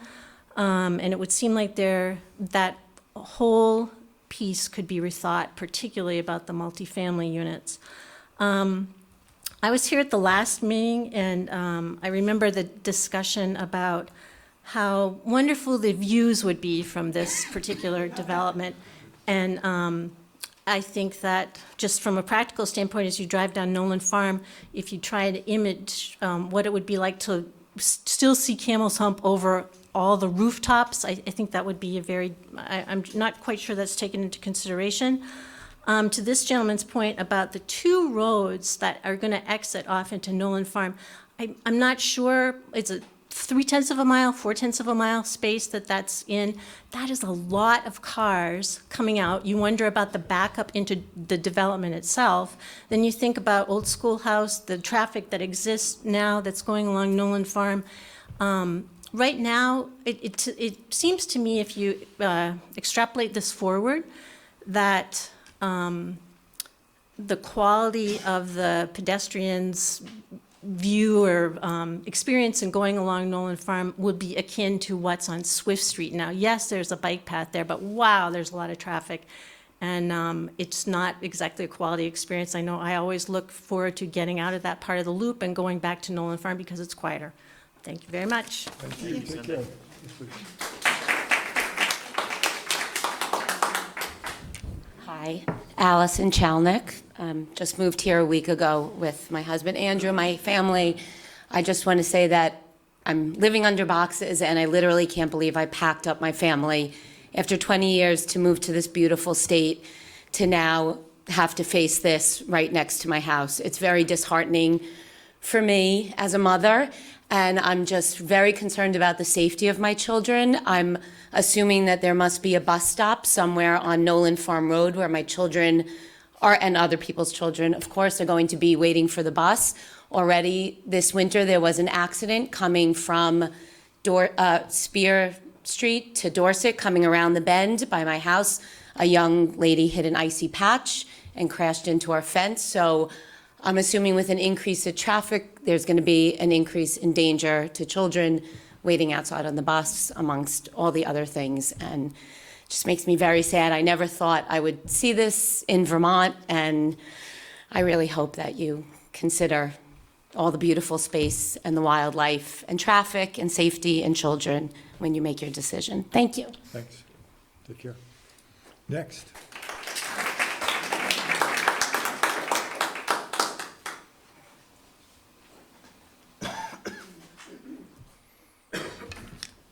My name is Denise Olsky, and I agree with what everyone has said, and I agree with you because I am from Bucks County, Pennsylvania, and what they have done to that is a disgrace, and I don't think anybody in this room wants that to happen here. But I came before this board about a year ago and asked, why is the density equation different for the southeast quadrant, that it includes the wetlands when in relating to density? I was told at that meeting that you were going to look into it, so I'm curious, did you? Not sure what the question is. Okay, so I came and sat here and asked this board, and I think Paul answered my question, why is the density in the southeast quadrant, the equation, different from other parts of South Burlington, and why are wetlands included in that equation? So, go ahead, Paul. Well, so I think that the question is, when looking at density in the southeast quadrant, whether the land is wetlands or it's developable land, it's considered part of the density calculation. One clarification, it's the same rule across the entire city. So it's the same application throughout the entire city as a clarification. Then There are some other communities that calculate it differently, but in South Burlington, whether it's the southeast quadrant or any other part of the city, it's part of that calculation, and that's been the determination in the rules of the Planning Commission and the City Council. But that was supposed to be addressed, that some answer was supposed to be found at why you do include the wetlands. My other question about the traffic, I know you're not allowed to say traffic, but who pays for the study? The developer? So would I suggest that they pay for it, but you select whoever does the study? Because obviously if they're paying, they're going to get the result that they want. So, and the other thing One of the things that we can do is we hold the technical review of any traffic study or any other formal study that's done. So I appreciate your comment, I agree with your comment, and due diligence needs to be done, and it is done. But if they're paying and they're choosing, then. If it smells bad, we have it redone, basically. So again, the applicant has a traffic study done. The board has the authority to have a third independent body review that to confirm for the board's completely independent review as to whether they agree with the conclusions How of many the traffic. times have you gone to that third-party review? Most large projects. Usually. And the other thing is, I'm wondering, what is your goal? Is your goal to put a house or a building on every square inch in South Burlington? Well, it certainly seems so. Every time you drive down the road, there's another hole being dug. And what is the process for the citizens to be really heard? Because I just feel like you are not very receptive to what the citizens feel. Thank you very much. In response to that, the Planning Commission, the Comprehensive Plan, the LDRs have maps that have been worked on for decades. Every 5 years, they're updated. There's a lot of citizen input to come in and to say, we don't want or we do want development in these areas. The maps that were shown earlier You have the Colored. LDRs, yeah, you have the map up there that shows the, it's just a different yeah, tab. and the complete LDRs, yeah. So when is that 5-year period end? I believe it's an 8-year cycle. just So it to- has Oh, been 8 5 years, it is changing to an 8-year cycle, so it was just done in 2016, so the next time will be 2024. And the planning commission gets started on that before that date. But it's when they Years have to before that publish date. it. So how do citizens, like, and I don't even live there, I just ride my bike over there, so I am concerned about the traffic, but how do citizens make their wishes, concerns heard? So, yeah, if you wanted to change the town plan, change the land development regulations, you would talk to the city council, you would talk to the planning commission, and if you wanted to say, no more houses, never more, never built in South Burlington, that would be the forum where you would have that. You would have other people saying, we need more affordable housing, or we need more open space, or we need more bike paths. And the planning commission, I used to serve on the planning commission in the town of Plainfield, so I went through the process of hearing from, I've never served on the planning commission in South Burlington, but I understand the process of hearing the concerns from the public, trying to incorporate that in the town plan, yet achieve the overall goals of the town. So the goal is to build on every No. square inch that you can? There is a goal to increase density in certain areas of the town while preserving open space. That is the stated goals in the That land little bit of development green is regulations. considered open And space? this body is here to hear proposals and determine whether or not they fit into the land development regulations. The public still has a tremendous opportunity to affect change on the land development regulations through the planning commission, through the city council, and if the project that they view doesn't meet the standards that we've set, to appeal to the environmental court or the Supreme Court. Thank you very much. So where do you get the equation changed? At the planning? Or the Planning city? Commission, yep, City Thank Council. you. So, in response to the point of, are we going to put a house on every square inch of South Burlington, the green spaces in this plan are the areas that are intended to remain open. The city has purchased the development rights. Vermont Land Trust has purchased development rights for many of the acres here. They are waiting for developers to come along and purchase them from them because they are cash out of pocket. The city is cash out of pocket. The first gentleman who was here describing the extinguishment of the development rights, that means that somebody has to kiss those funds goodbye, and it simply rolls into our tax burden, and which may be fine for a lot of people here, but it's rough on a lot of people who aren't here.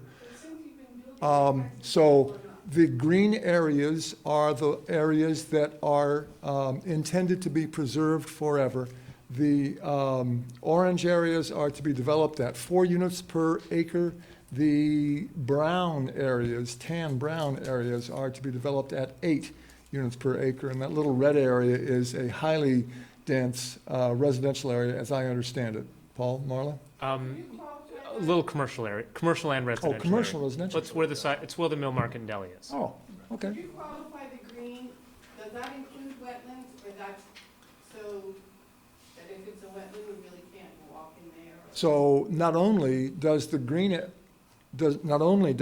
area include wetlands, but the brown and orange areas include wetlands which cannot be developed, and so the developers have to. I could build a house in a wetland So- behind my house.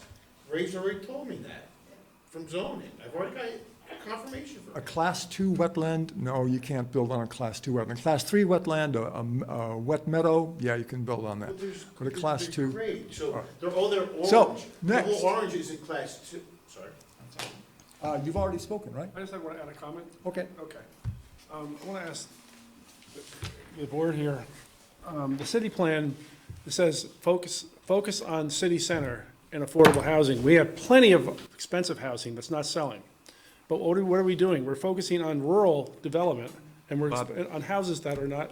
I understand your comment Yeah. completely, but again, if you want to focus the southeast quadrant, if you want to preserve the southeast quadrant, if you don't want any more development in the southeast quadrant, you'd have to change the land development regulations. We don't change the land But development why aren't they regulations. following the city So, plan?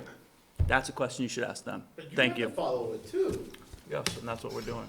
Okay, and then last But you're question, not. last comment I want to make, drive down Dorset. Take a look at what they're doing to Dorset. It is god-awful ugly, what they're doing. It's ugly. It's worse than New Jersey. Just putting a house. Just drive down Dorset, Peter Kahn's development, take a look at it. That's what we're gonna get on this property. And if I could say one thing, 5 seconds. All this whole thing, this whole meeting, this whole conversation, one guy wasn't allowed to put in a little bathroom. You said that last time. Yep. One guy, little bathroom. Each of you drive down Dorset. Okay, anybody else? Where I live. Yep, we got, so the gentleman in the far back and then the lady in the front there, yeah, that's you. You're the furthest back. I'm Michael Mittag and I live on Swift Street. Michael, what's your last name? I'm sorry. Mittag, M-I-T-T-A-G. And you said that the board has some discretion when it comes to TDRs. And I'm wondering what criteria you are going to use to decide whether to use your discretion in favor of the hundreds of people who are opposed to this development versus the 3 people who are sitting here. What criteria will you use to decide how to use your discretion? So Paul described it earlier. Thank you, Michael. I'm sorry, Matt? I just said thank you for his question. Yes, thank you very much. Paul described it earlier. The criteria will be if they put no more than 4 units per acre, because it's mostly the orange area, but there is a brown part of the area where they can put 8 units per acre. And so the plan that they've come forward does meet the criteria for development and density in that area, as per the comprehensive plan and the land development regulations. And then so there's the whole, how fat is the book? The book is pretty fat of land development regulations, and they have to meet all of those conditions in there. And if they do, those are the criteria that we will use to say, will we allow the TDRs to be transferred? So you don't listen to people, but you have discretion. We do have discretion, yes. Do you exercise it? There's a conflict here between, Uh, I didn't finish. There's a conflict here between the residents who are opposed to this development and would be not satisfied, but would be much happier if there were no TDRs on this property, which would mean 60 instead of 160 units. Are you going to use your discretion in favor of them or in favor of the developer? That's my question. And how are you going to decide that? Thank you for that question.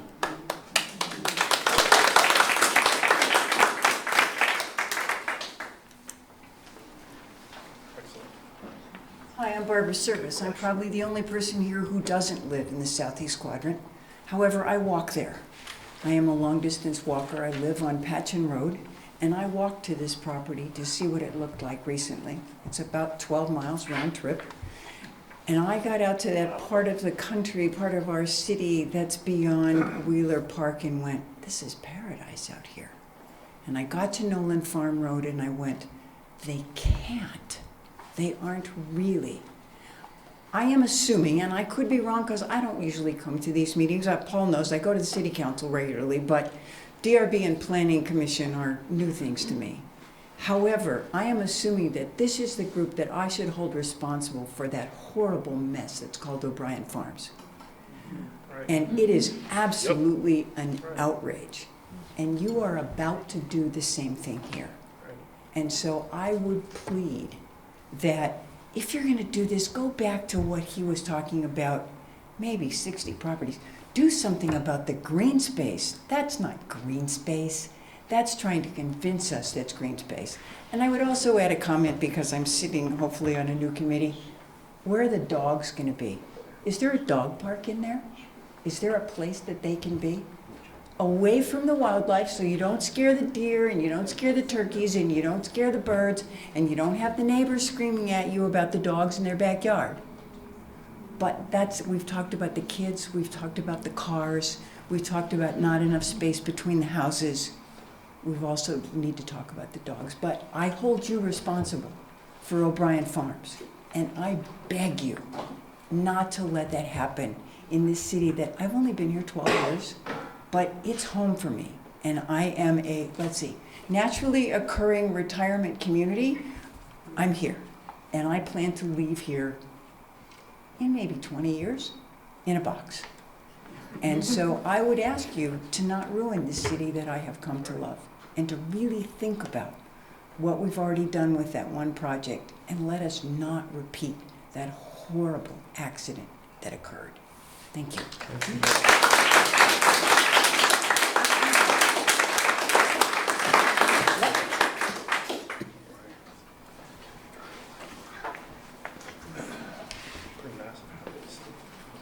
My name is Sarah Dopp. I'm president of the South Burlington Land Trust.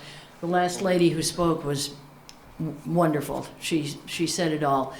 What I would like is actually a request, and maybe since these folks have map makers at their discretion, it would be very helpful to me to see an overlay, almost like two maps with a transparency or something that could fold down over this, that would show me what portions of this are the brown 8 units per acre portion, what portions are the 4 per acre portion, and which portion is the natural resource.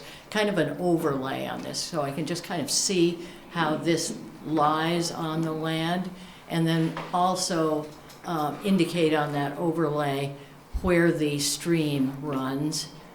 And note that our own map, revised just 2 years ago, does speak to the fact that there's a 500-year floodplain right down through the middle of this somewhere, and that's what I want to know, kind of right where it is. And also endangered species are noted on our own map, revised 2 years ago. So, that just doesn't bode well, in addition to the other things that have been said about wildlife and water. I think all of us watched the water spread across this field and other locations this spring when it was so wet. Of course, we don't have that condition right now, but we did a few months ago. Thank you. Thank you. I was looking for that map in the last, I thought we saw a map. Somebody had a map like that had the overlay that showed this, the green area being part of the green part of the LDR map, but we'll figure that out. We'll come up with that map. Yeah, essentially the line is right here. Yeah. Everything to the west is in the resource. Is in the green area on the map. And in terms of the 500-year floodplain, essentially the 50-foot buffer pretty much is the 500-year floodplain. So the back of these lots here are all outside the current 500-year floodplain is mapped. Well, we all know that the floodplain activity and climate change is making things worse progressively, not better. So, in 20 years, this might be quite a different picture. You've got another Oak Hill on your hands. Okay, thank you very much. Next. Yes. Come on up. Good evening. My name is Roseanne Greco. I live on Four Sisters Road. On page 140 of your LDRs, in the purpose statement under the Southeast Quadrant, you say, a Southeast Quadrant District, SEQ, is hereby formed in order to encourage open space preservation, scenic view and natural resource protection, wildlife habitat preservation, continued agriculture, and well-planned residential use in the area of the city known as the Southeast Quadrant. The natural features, visual character, and scenic views offered in this area have long been recognized as very special and unique resources in the city and worthy of protection.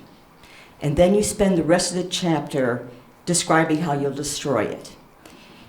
In this document that you have to go by, in your first paragraph, you're charged with preserving this. In the comprehensive plan, you can read over and over how we want to preserve our rural spaces. The city prepared an open space plan back in 2002 that talked about preservation of the exact area we're talking about developing. The people want to develop, the people want to preserve it. If you took a vote, the people would vote to preserve the rural spaces. We've taken surveys in the past. The people overwhelmingly say the preservation of our open spaces are in the top 2 priorities for our city. Quality schools is generally number 1, and preserving of open space is generally number 2. I know you're a quasi-judicial board, but you do have latitude. The TDRs allow you that. That's one of the latitudes you have. You do not have to automatically approve every single thing that the developer wants or the maximum. You go instantly to the maximum. You have to, and just because you did it someplace else doesn't mean you gotta do it here. Just interrupt. We didn't go immediately to the maximum. Well, you just did. Our lawyer just said you may, and you said we're not even gonna discuss that. We're in sketch. We haven't deliberated. I know you're sketch, right. Okay? So we did not propose the maximum. You didn't approve anything, but are you going to? I mean, your comments We don't tonight. propose projects. We listen to projects, Roseanne. We didn't propose this project. Oh, The 4 people here that are on the board did not propose this project, and we did not propose to go to the max. We are here to listen to the landowner's proposal for his land, and we're here to listen to the community's response to that proposal, and that's where we are in the process. All right. There's no pre-decisions that have been made, so let's not jump to that conclusion. I'm just saying, when our lawyer suggested that you defer this, and that if you do decide in TDRs, you don't automatically go to the max, which I think you do all the time. Have you ever not approved the maximum that the developer has wanted? Yes, so thank you very much. So that was great. Spear Meadows, it was exactly a perfect example, came in at 96, I remember that. down to 54. 48, actually, 46, 47, like that. So thank you very much. Thank you for your time. Appreciate your time. You should note that the maximum density on this parcel is 267 units. 267, we're currently at 161. Yep. Long ways from the max. Right. Thanks. Just to correct the record, we didn't propose that. Correct. Correct. Hi, my name is Dunia Partillo. I'm also an butter of the land and a Sorry, client could you repeat your name? Dunia Partillo, Partillo. And also a client of Mr. Sefs. It is really, really sad to see many of us against this and only 3 people that want to develop this horrendous development, you know, breaking all of the arguments that have already been cited. It is also very sad that the SOS, South Burlington, I'm just going to call it SOS because we are really in an emergency. And so it is sad that we have to hire a lawyer, right, on our behalf to protect what the town should be protecting. And it costs a lot of money, but if we can afford it, we will fight, all of us, as residents. And we will bring you to court, whatever is needed, okay? Because I feel very strongly, and I'm not alone. I mean, it's not like something that each individual of us is coming up with these ideas. We do have good arguments and valid arguments that we put on your hands to make an informed decision, and not only an informed decision, but a human decision. As you know, as citizens of the land and of the world, to make the world better. And this doesn't really align with those principles at all, for what I'm hearing and what I kind of see. So I also plead to the committee to listen to the citizens, to the residents, to the people, that we are strongly against this. Okay. Thank you very much. Thank you.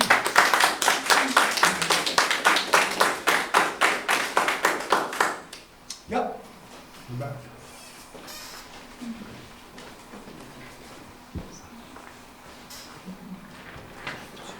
Evening.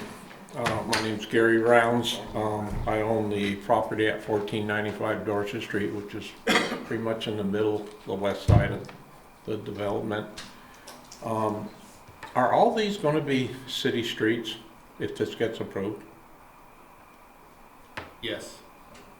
I'm surprised there's no cul-de-sac or whatever on the Dorset Street entrance side.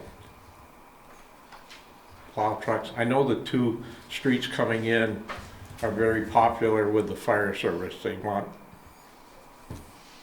two streets coming into development for obvious emergency reasons. I understand that. I have a little bit of experience in that.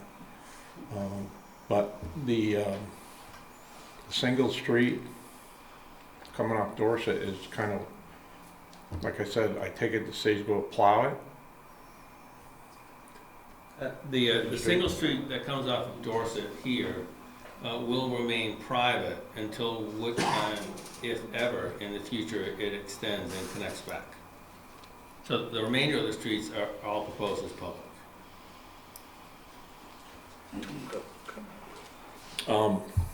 Obviously, I'm not going to go over everything that everyone's repeated again and again and again. I've seen a lot of that out there. I have a little bit different perspective probably than most people in this room, and the reason why is in the early 50s my parents bought a house on Dorset Lane, which was this little dirt road where you go into the University Mall where Hannaford's is.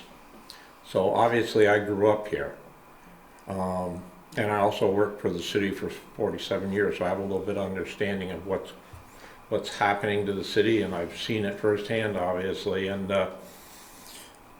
you know, I understand they make rules, and if people follow them, then it's kind of like the speed limit on the road, and I understand that.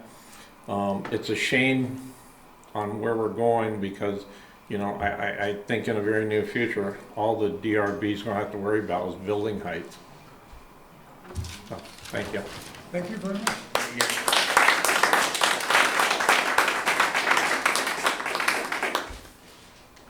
I have a quick comment I'd love to make. The last time I was at one of these, not the last time, but a couple years ago, when the Lane project was getting, anyway, you kept saying how the DRB kept saying how they did not want pocket neighborhoods.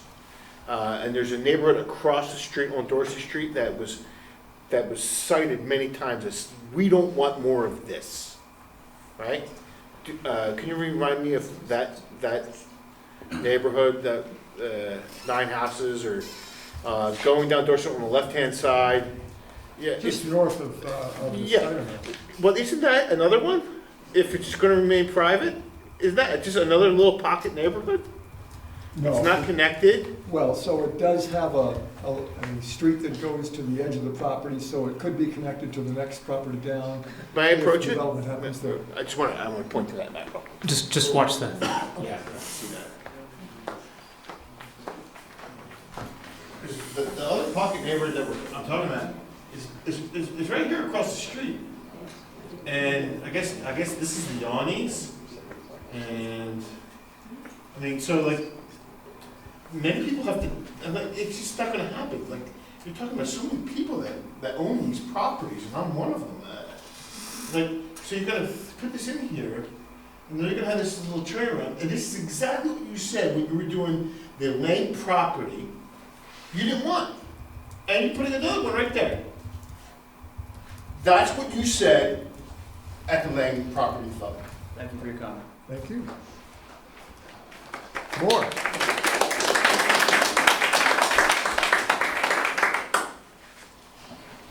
Hi, I'm Randall Kay, Old Cross Road.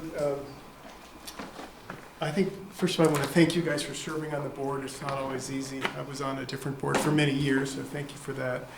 And I appreciate the public not demonizing you guys. And on that point, the public, it is possible with the help of the board and technical review, which is very important, to make changes to preliminary sketch plans. For example, if you look at the golf course, originally they proposed building homes next to Butler Farms. And for a variety of reasons, one, because the neighbors didn't like it, and two, because there's a lot of wetlands there, they weren't built there. So I encourage the public to continue their input with you in a respectful basis.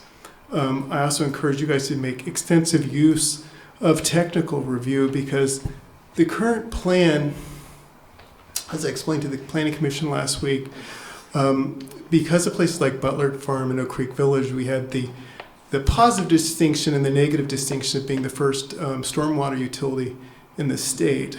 And this, with climate change going on, could become another liability for this city. And I'm not saying it is, but I'm saying we need to be very careful given what's going on with climate change. July this past last month, we had the hottest low temperature on record, 80 degrees, I think, on July 2nd. So, that's on one end, and the other end, Art Shields, myself, we live here, we walk here all the time. It may flood already beyond the 500-year level. So I'm not for or against, but we need to smartly consider how to do this. Okay, so thank you very much. Thank you very much. More comments? Yes? I have a quick question, because I just want to get clarification on this. If I understood correctly, Mr. Khan, and I think Marla, you and I had a phone conversation, that the original proposal was for 60 homes, but the city pushed and pushed and pushed.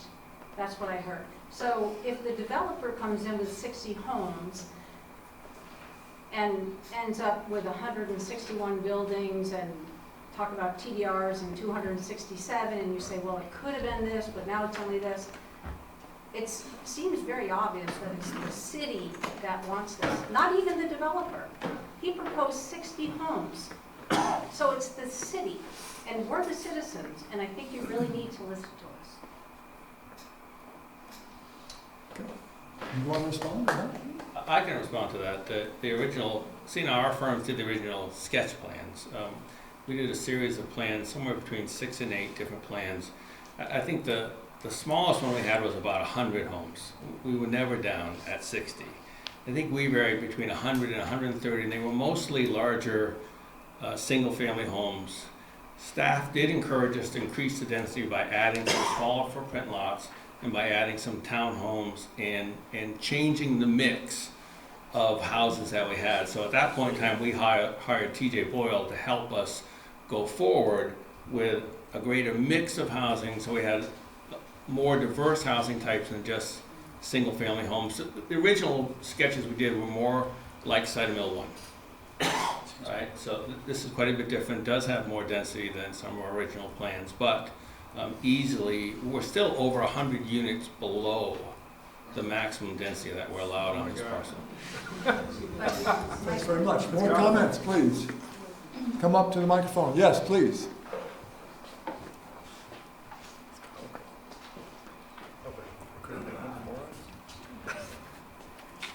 My name is Beth Chang Tolme. I live part-time during the year on Old Schoolhouse.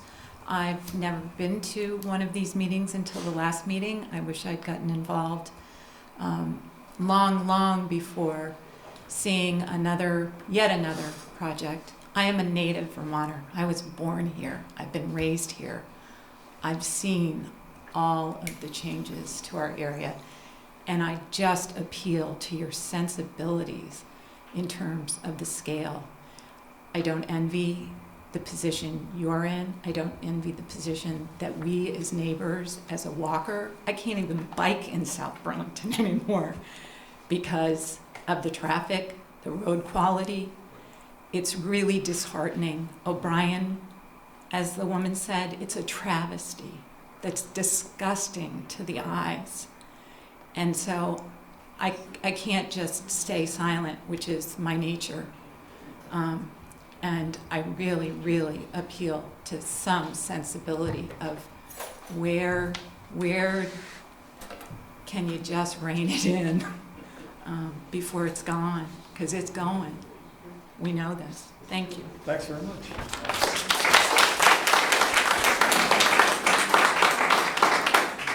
Anybody else? Hearing none. No reason to continue sketch plan. I think you have guidance. So, any other comments before we close up? Mark? No. Okay, thank you very much. That's the end of the South Burlington Development Review Board at 9:15. Thank you. Thank you. Take care.